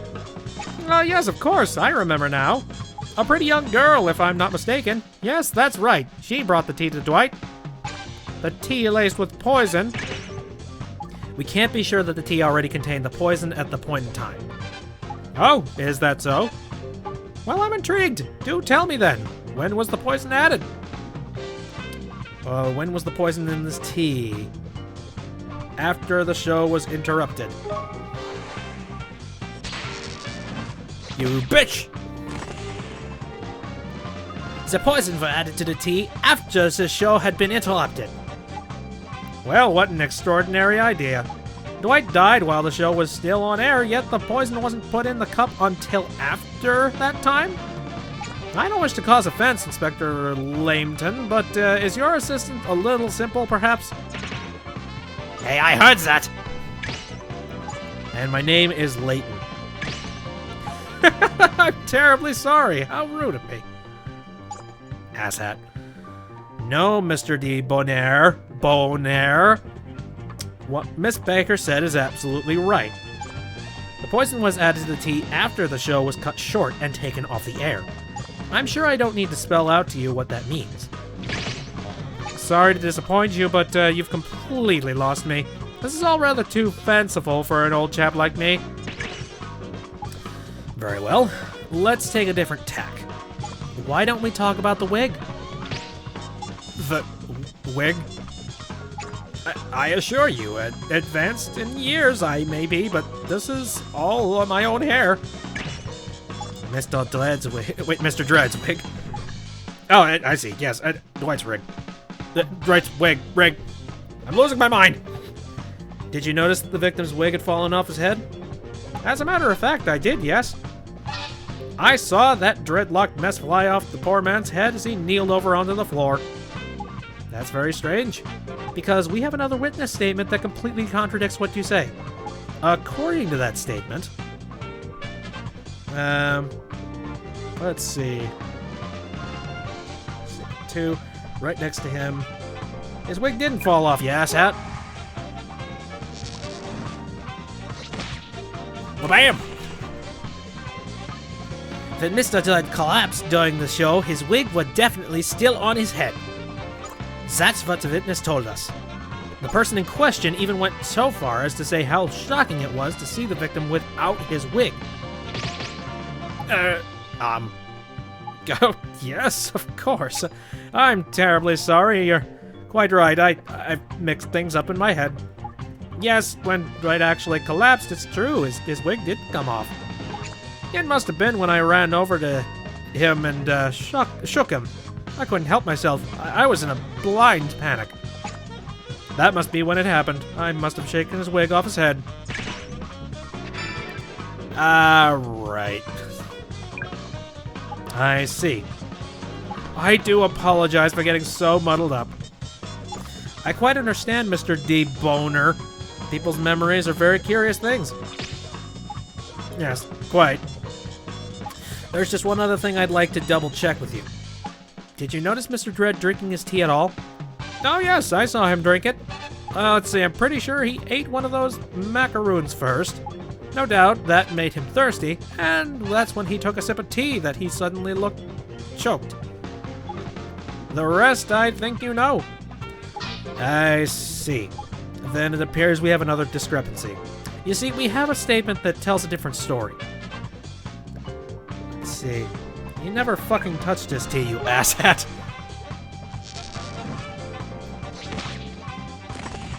Yeah, how about that? According to Miss Holliday, Mr. Dredd never touched his tea. Know what I mean? That little minx again! Do you really think you can rely on what she tells you? The woman's a serial liar.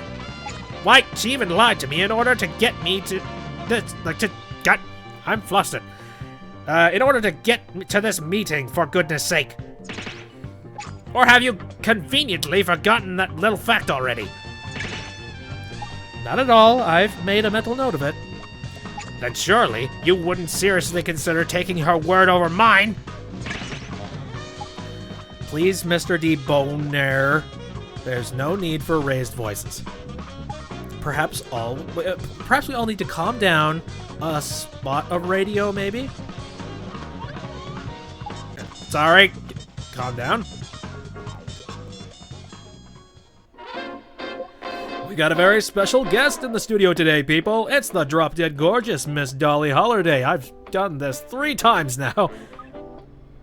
I feel like I'm living some it's like history repeating itself.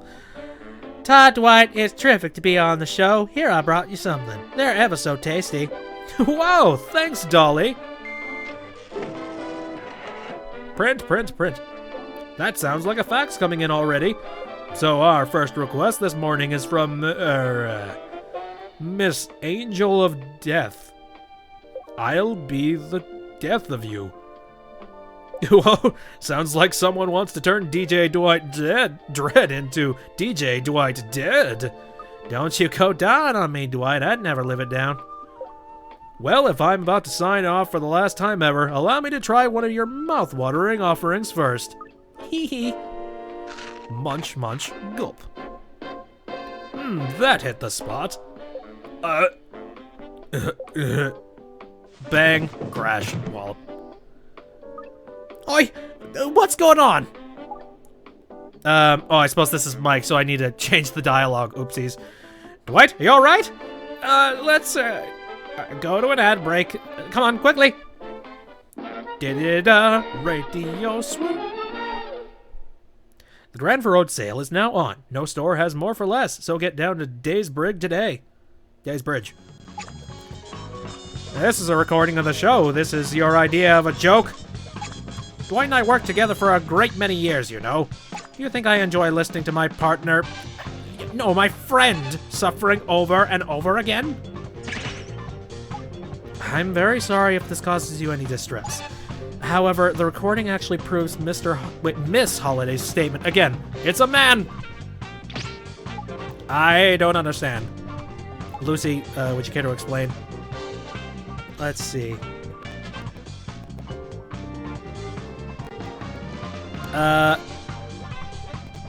Evidence supports the claim that Dredd didn't drink the tea. It's... Let's see. Teacup Dredd was meant to be drinking from, broken into pieces upon impact with the floor.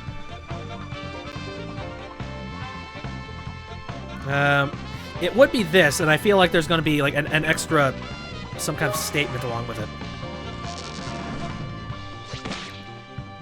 An extra statement. There's a broken teacup at the scene of the crime, but there's not even a hint of the sound of the china breaking on the recording of the show. Well, obviously, the microphone just didn't pick it up. You patently know very little about the radio. You can hear the fucking facts. I don't know how you wouldn't be able to hear a glass break. You can clearly make out the sound of the victim collapsing. You would expect the noise of a cup smashing to be even more clearly audible, fucking. How is this even relevant? It was the tea girl who poisoned his drink, we all know that. Does it really matter whether you can hear the teacup breaking on the record or not? I mean, I ask you. It matters a great deal. A cup that didn't break is broken. A wig that didn't fall off is lying on the floor. It's not that one witness or another failed to spot something. No, the crime scene changed subtly between the transition between interruption and the police arriving. The question then is why? How on earth should I know? Miss Maker and I have come up with a hypothesis. We've speculated that when the victim collapsed during the show, he was in fact pretending to die. What? Oh, don't be absurd, man. I too thought it unbelievable at first, but if you accept that, everything else falls into place. Lucy, Mr. Dredd and yourself discussed the idea of such a practical joke before the show. You probably fixed on him drinking some tea and then starting his whole, oh no, I'm dying bit. But then it came to the live show. Mr. Dredd improvised a few changes. Instead of being the tea that kicked everything off, he went for one of Miss Holliday's macaroons. After the performance, once everyone had left the studio, Mr. Dredd got up. Mr. Holliday and Miss Smith would have been in the waiting room, and Mr. Mann had gone to call the police, which would leave only one other person in the studio. You, Mr. DeBonair. I love them. And it's DeBonair, but fuck.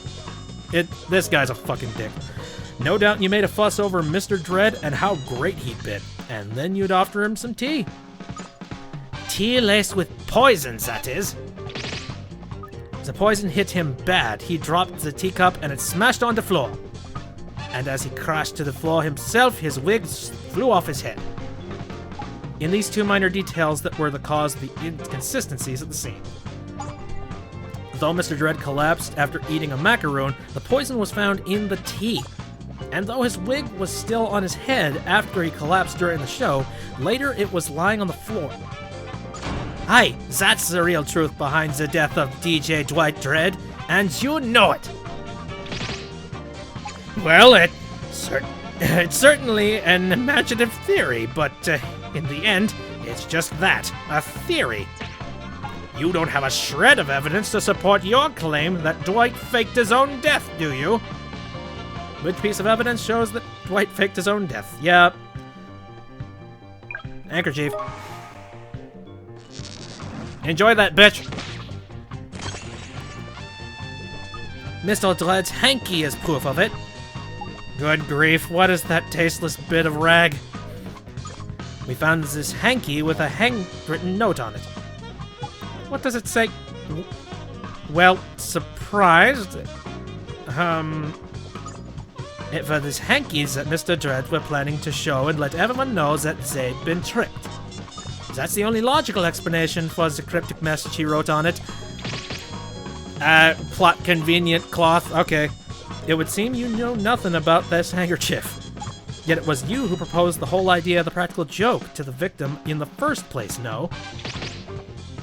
rubbish. I don't know anything about it. It must have been that T-girl who tricked Dwight into the idea of a foolish schoolboy prank. She's the one you want. You saw the fax she sent, didn't you? The one with the death threat? Good golly, you even found a perfume bottle full of poison next to her, didn't you? Your chaps had it right the first time. They already identified the girl as the killer. You're wasting your time. I'm afraid that was a mistake. Hey, she was dragged into this by you. You asked her to help pull it off. This so-called practical joke. Absolutely not! She tricked Dwight, murdered him, and then killed herself. End of story. She didn't kill herself. We have evidence to prove it. And it's shoddy evidence as that. There. The note, the words Farad's sale are scrawled on her back, on the back of the victim's left hand. It's written in non-permanent ink, so it must be recent. Oh, it's like picking straws. God damn it. Victory? I don't know, this entire thing seemed a little bit too straightforward. Miss Brewer made a very interesting note to herself. Allow me to read it to you. Fair odds. Sale, it says. Well, arrest me now. What damning evidence indeed. Good. I see you've understood the significance of this note. It refers to an advert that was aired for the very first time, straight after the show was interrupted. The note tells us two things. Firstly, Miss Brewer knew from the outset that Mr. Dredd was going to collapse as part of the show. She's a huge fan of his, so if she really thought he'd collapse, she'd have never bothered with the ad. And secondly, she intended to visit Farad's on the way home and have a look at the sale. She'd hardly have bothered making a note of the sale if she were about to do herself in. So you see, we can be fairly confident that Miss Brewer had no intention of committing suicide. Well, that's all very interesting, but let's not forget the woman was a killer. You can't hope to understand how such a person thinks, surely. And if she hadn't killed Dwight, why did she send that death threat, vain as a song request? The fax you're referring to was another suggestion of yours, was it not? I can hear it now, what you'd have said to the poor lass. Dwight wants to stage an amazing practical joke of the show. He could really do with your help. You knew you were a huge fan of Mr. Dredd and his show. Of course, if you're going to agree, she'd have been that chuffed... God, the writing of this game is fucking weird. She'd have been that chuffed that you asked her. Yeah. I bet she wrote that bogus death threat request gladly, didn't she? I haven't the first idea what you're talking about! After the show, you waited for your chance to slip off to the storeroom where Miss Brewer was waiting. Just like you did with Mr. Dredd, you congratulated her on a job well done, and offered her a cup of coffee. The poor lass had no idea. I bet she were on cloud 9, thinking she'd done something to help her idol. And she sipped the deadly poison. That's the truth of the matter, isn't it, Mr. DeBonair? It says mystery solved. Let's see if this is all gonna... Nope. My goodness! You pair have the most fantastic imaginations. This could be a new radio drama. How come you're still here? We smashed your alibis one by one. My dear girl, I'm not about to admit to a crime I didn't commit. After all, this whole scenario you painted as utter fabrications. No, it's not. We've backed up everything we've said with hard evidence. No doubt. I suspect, in all likelihood, I've just listened patiently to your conjecture for long enough. Now you listen to me. There's abundant and clear evidence that the T-girl killed herself. To start with, there's the handwritten request sheet. However you look at it, the request was a blatant death threat. It makes her intentions crystal clear. Next, there's the perfume bottle full of poison. The same poison I hastened to add that was used to kill Dwight. So, she was found with that lethal substance in her possession. And if that isn't damning enough, she used the very same poison to kill herself. Finally, there's the fact that the girl was a die-hard fan of Dwight. Her twisted feelings for the poor man are what led to this tragedy in the first place. Faced with 3 irrefutable pieces of hard evidence like this, can you honestly suspect anyone else? Can you refute this evidence in any way, my dear? As I thought. So that's it then? Case closed.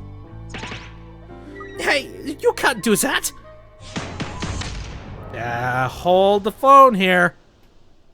We're not just gonna let this slide, are we? Hey! Hey! Oh, good.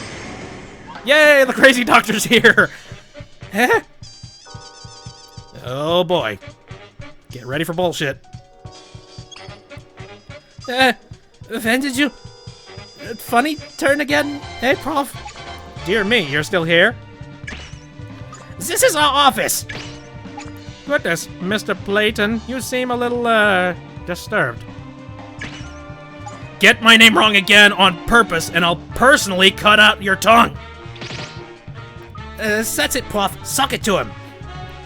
Good gracious, I'm not quite sure I can believe my ears. Are you sure you're a police officer? You're making me uncomfortable. I demand you allow me to go home, seeing as you have no evidence. We have evidence. Let's hear you patronizing 3 irrefutable pieces of hard evidence again, shall we? If you dare. I don't know why you've suddenly assumed this menacing tone. Just get on with it. Very well. I'm not sure why I have to repeat myself like this, but, firstly, there's the handwritten request sheet. Secondly, the perfume bottle full of poison. And thirdly, the fact that the T-girl was a die-hard fan of Dwight. You have no idea, do you? The very words coming out of your mouth. What? One of your 3 irrefutable pieces of hard evidence, Mike, is just the irrefutable evidence that proves you're guilty. Don't be absurd. Lucy, do you know which one it is? I don't... I think I sort of do, and I sort of don't. One of DeBonair's 3 irrefutable pieces of hard evidence, and a piece of evidence from the crime scene. By comparing these 2 things, we prove beyond any doubt that Mikey here is a killer. Which piece of evidence shows that DeBonair is guilty? The handwritten song request, the perfume bottle of poison, Dred's diehard fan. Oh boy. Oh, what could it be? Dred's diehard fan. I don't... Which piece of evidence shows that DeBonair is guilty? I'm not entirely sure on this one. Handwritten song request, the perfume's bottle full of poison.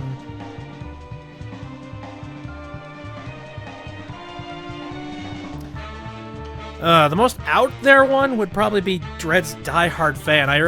That seems like conjecture. I really don't know if that would work. Perfume bottle of poison. Handwritten song. The handwritten bottle. Like the handwritten song request and the bottle. That's so fucking weird. I don't know that this entire freaking case, it was just built out of bullshit. I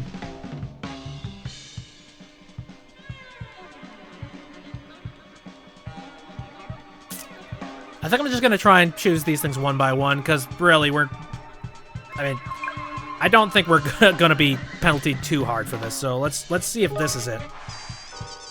Handwritten song request. Oh shit! There's an extra piece of it. Which other piece of evidence shows that DeBonair is guilty. Oh, fuck. Oh, damn it. Fuck. Shit. I have to remember 2 different sets of evidence. Shit. Contents of Dread's cup of tea spilt on the studio floor.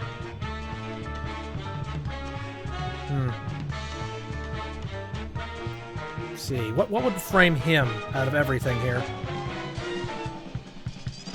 I don't know. Fuck it. This is wrong, but I'm just gonna go ahead and do it. Wait, is it wrong?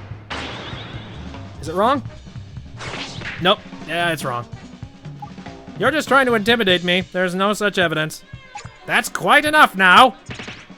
Case dismissed. Thank you all for your time. Not so fast. I said somewhat to miss, that's all. Okay.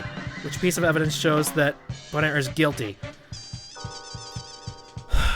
Okay, so it's going to be one of these in conjunction with one of the other pieces of evidence. Let's talk about what we already know about the case. He was kind of one of the only person that was completely alone with both parties. And the poison...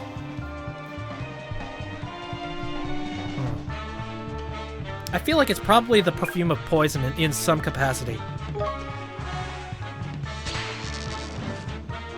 And then which other piece of evidence shows that DeBonair is guilty?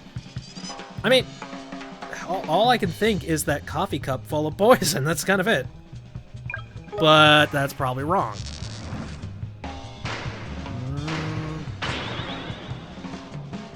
Nope. That's wrong.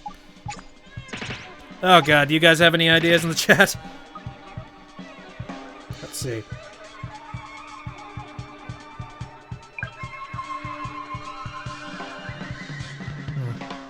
I really feel like the third option is just something going directly off of, like, human emotion. I wouldn't... Oh, boy. Derp-de-derp. I mean, we could play this little game of just, like, picking something and then going through it constantly. I'm looking for the eureka moment where my brain just goes, wait the fuck, Nugget! Alright, let's try Dread's Die Hard fan, and let's see if that lines up with anything. Spilt tea, broken cup, macaroon.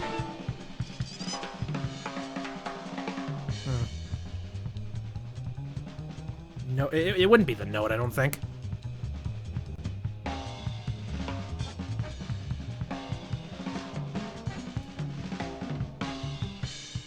The sweets. We haven't. Wait. We haven't even touched the sweets as one of the evidences. A selection of sweets that brewer bought. Every one has been unwrapped and nibbled. Why would every single one of them be open and nibbled? That's kind of weird. I'm gonna choose this just cause I don't know, and then we're gonna try and think about how that could possibly connect with all of them. Yeah, I figured that one was wrong. Let's just skip through this. Derp-de-derp-de-derp. Come on. Alright. What would it be? What would it be? Piece of evidence that shows that DeBonair is guilty.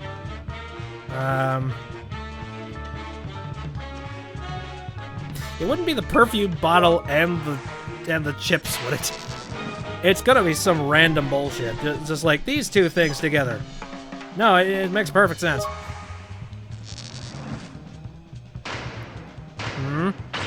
Really wish it didn't do that animation every single time. Okay, that one's wrong. I figured not. I'm gonna find it by accident, and then I'm just, like, my mind's gonna be on fire. Alright, let's see. Which piece of evidence shows that DeBonair is guilty? I feel like the professor is just a tad bit smarter than I am. Just a tad. You know what? Fuck it. How about we just go ahead and do this? And then pick them out one by one. Which other part would make this work? Did I pick, like, this and the spilled tea? No, let's try it.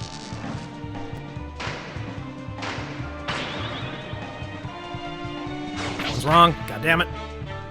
Again, if anybody in the chat has, like, any subtle hints to give me, let me know. I'd like to have a tiny bit of a eureka moment with this.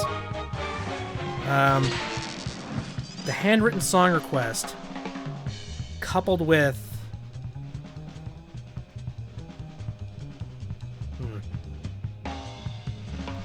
The note? Because they're both written things by her. No, that's not it. Get out of there. Right now, I'm just trying to come up with anything that would, like, mix together perfectly.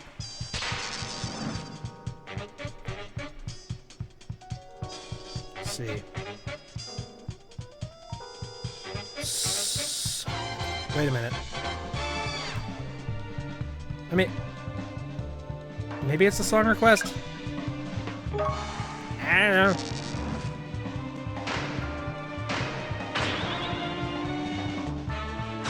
Boy, my brain is mush. I have no fucking idea. That's the problem with games like this and Professor Layton. It's like, we've officially breached moon logic. I feel like it's probably something tied in with the perfume bottle. Because the last one really does feel like just some kind of... Actually, wait a minute. I wonder if maybe the sweets mixed with, like, the perfume bottle of poison would do anything. Actually, it might. And I'll say in a minute. Nope. I thought maybe because it was the coffee that was brought in, and the coffee could have trace amounts of poison. And if you really think about it, she would probably just killed herself with the poison. Like, with, like, any of the things that she had... Either that or she would have, like, just drank the poison straight. That's also possible, but... Do-do-do-do-do-do-do. If it's Dredd's Die Hard fan mixed with something, I'm gonna be pissed. I really feel like the wig's not gonna touch anything.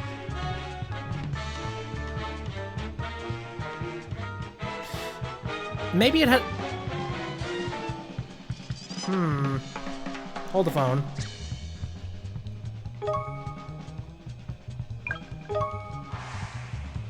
Maybe it has something to do with the fact that the bottle is shattered in such a ridiculous fashion. Into, like, tiny glass shards. I don't know. I don't know. Oh, that's it! Okay, let's see how this works. You said the bits of broken glass were from a perfume bottle full of poison, Mr. DeBonair. That's where you slipped up. You betrayed yourself rotten. Oh. Would he not have known that information when he talked about it? Sorry? You blurted something out that only the real killer could have known. Hi, about those bits of broken glass in the storeroom. I kind of didn't notice that, and I'm just like, dude, how much of the case do you know? When I found out about what's the poison were in, I assumed they'd come from a pill bottle or something. But the real killer wasn't carrying the poison in a pill bottle, were he? Nope, he was using a perfume bottle.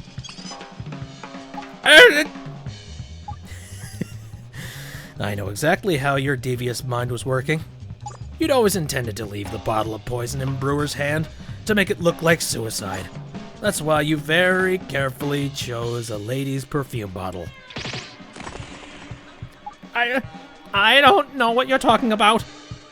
After you'd poisoned Brewer, you placed the perfume bottle in her hand and left the storeroom. But then something happened that you hadn't banked on. The girl wasn't quite dead. I very much doubt she understood exactly what was happening, but she must have felt she needed to leave a sign, something to show how she was killed. Mustering all the remaining strength, she hurled the perfume bottle against the wall. It smashed into pieces, making it all but impossible to identify what it was. But of course, you didn't know that. Oh boy. There's no way anyone could tell what sort of container those bits of glass made before they were smashed. Even forensics are still hard at work piecing them all back together. Only one person could possibly know what shape it were originally. And that's the one who put the poison in it in the first place. The killer. Oh dear me. What a silly mistake. It seems I must have said the wrong thing. You said the wrong thing?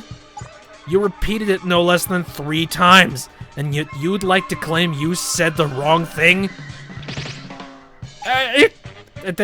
You heard me wrong.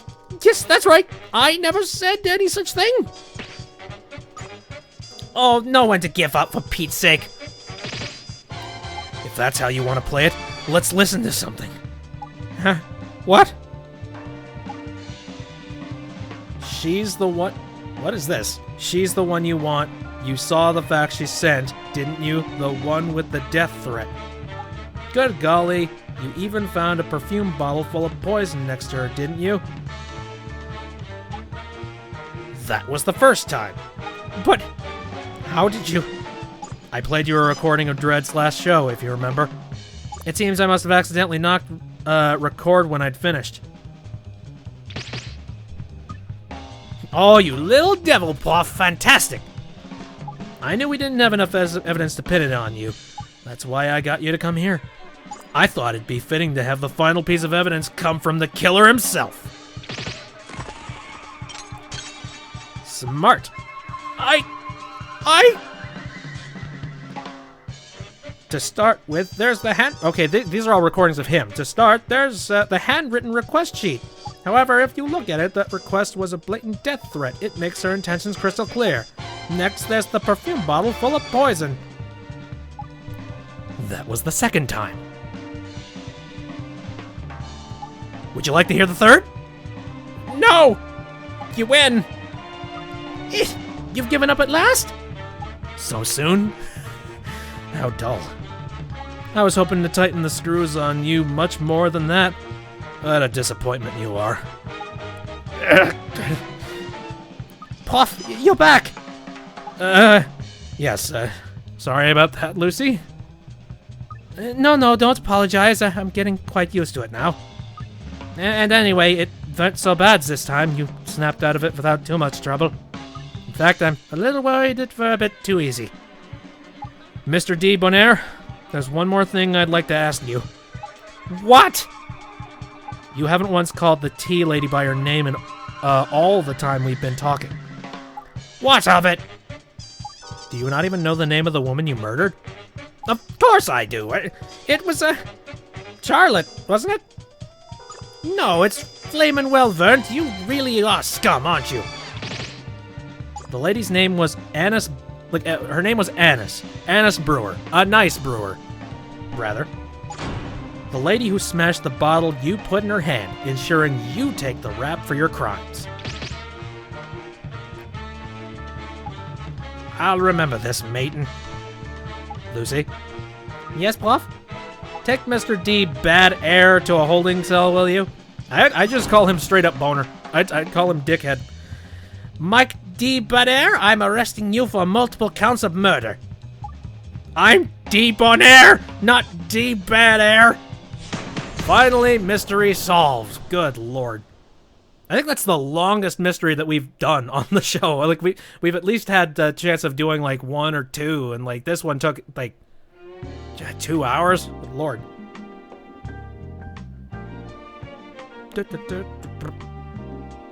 All right then. Oh god, I forget what name what voice I gave this guy. Inspector! Inspector! DeBonair squeaked like a mouse on helium. The bunny the bunny spewed his guts out till he was empty inside. Enough of that. You're making me feel queasy. Don't you want to know the punk's motive was? Do I ever? DeBonair's been doing the Chinese squeeze on the radio station's accounts, creaming off profits. Oh? Yep, but Dredd found out about it. He started winging DeBonair for cash like it's a wet towel. So DeBonair bumped him off? And what was the relationship between Brewer and DeBonair? I've covered every angle on that, but I've got nothing. Zelch. The Gink and that dame didn't have a scrap of shared history. They were totally unrelated. What about Brewer and Dredd? The more I looked at that, the less of a connection they seemed to have. In fact, I'd put money on DeBonair just laying on the rumors that they were a couple. Is that low-life old goon? Goon? You're not in the mob, Lucy. Do you have to talk like that? I'm not feeling very well. I think I'll head home now. All the crazy really takes it out of you. Oh, well, I've got some news that might cheer you up a bit before you go, Puff. Now, spill the beans then, Lucy. Put us wise. There.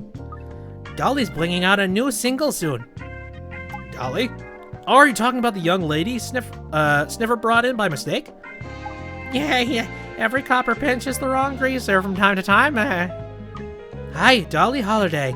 This new track's causing quite a stir already, and it hasn't been released yet. No? Why's that? She calls it, I'll Be the Death of You. Holy smoke, isn't that the infamous request? Aye, the last got herself on cover of every magazine because of it. Yes, riding the pop culture curve. That does a career good. She's a smart one.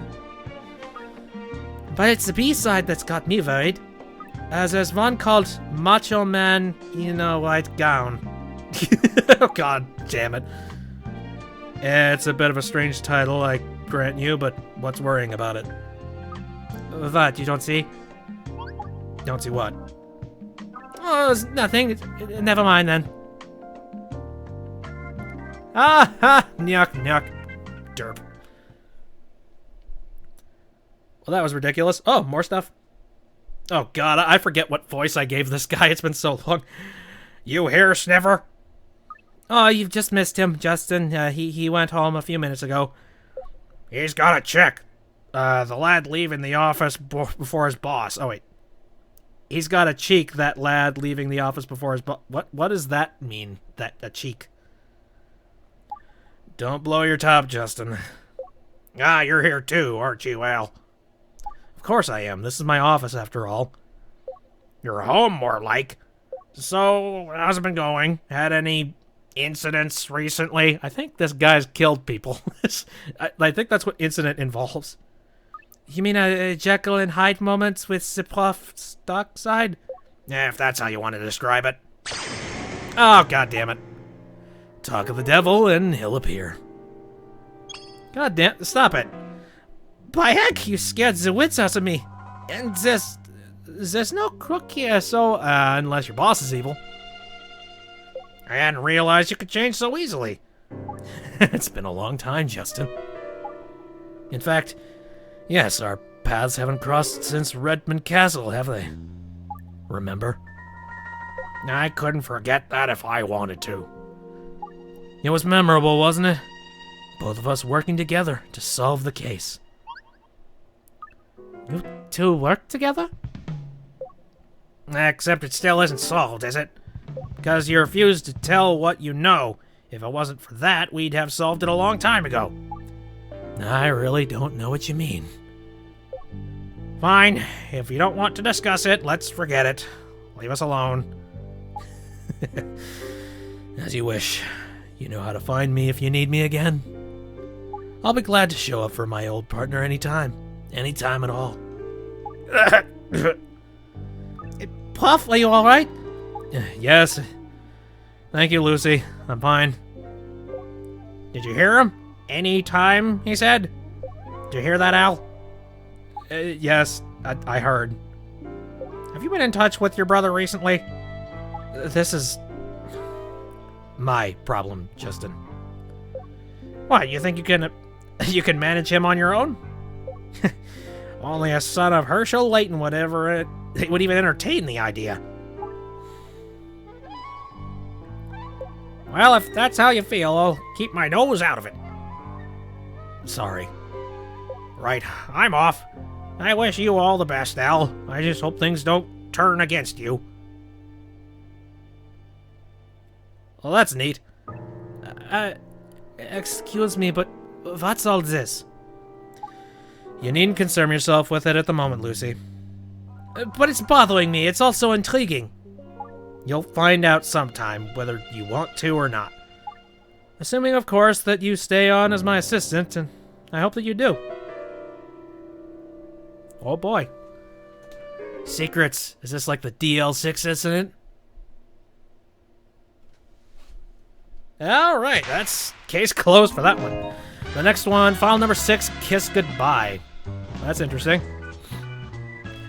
But yeah, we have been streaming for like 2 hours. I did not expect that a case would go on that long. I'm actually kind of glad that I managed to guess that properly, because, oh, we've been going on for way too long on that one. Alright. Yep, again, I'm going to call it a day for this, but I am very happy I'm back doing some more of these Layton Brothers Mystery Room games, because like these are actually really fun to do. It's basically like reading an entire serial just by playing a video game. It's basically kind of the same thing as a Phoenix Wright game. Speaking of which, I would really love to play Phoenix Wright, but I need to find, 1, a device that can actually play all the original games, and 2, manage to actually stream it to you. And unfortunately, Android is a little bit shallow on the Phoenix Wright games. Kind of sucks. Alright, that'll do it for today. Thanks everybody for coming out to watch the stream. If you want to watch this after it is done, you can go to my YouTube channel, and I will be uploading that shortly after this is done. As well as I have all the other episodes of Layton Brothers on there too, if you wanted to get a little more serial or get caught up with the cases.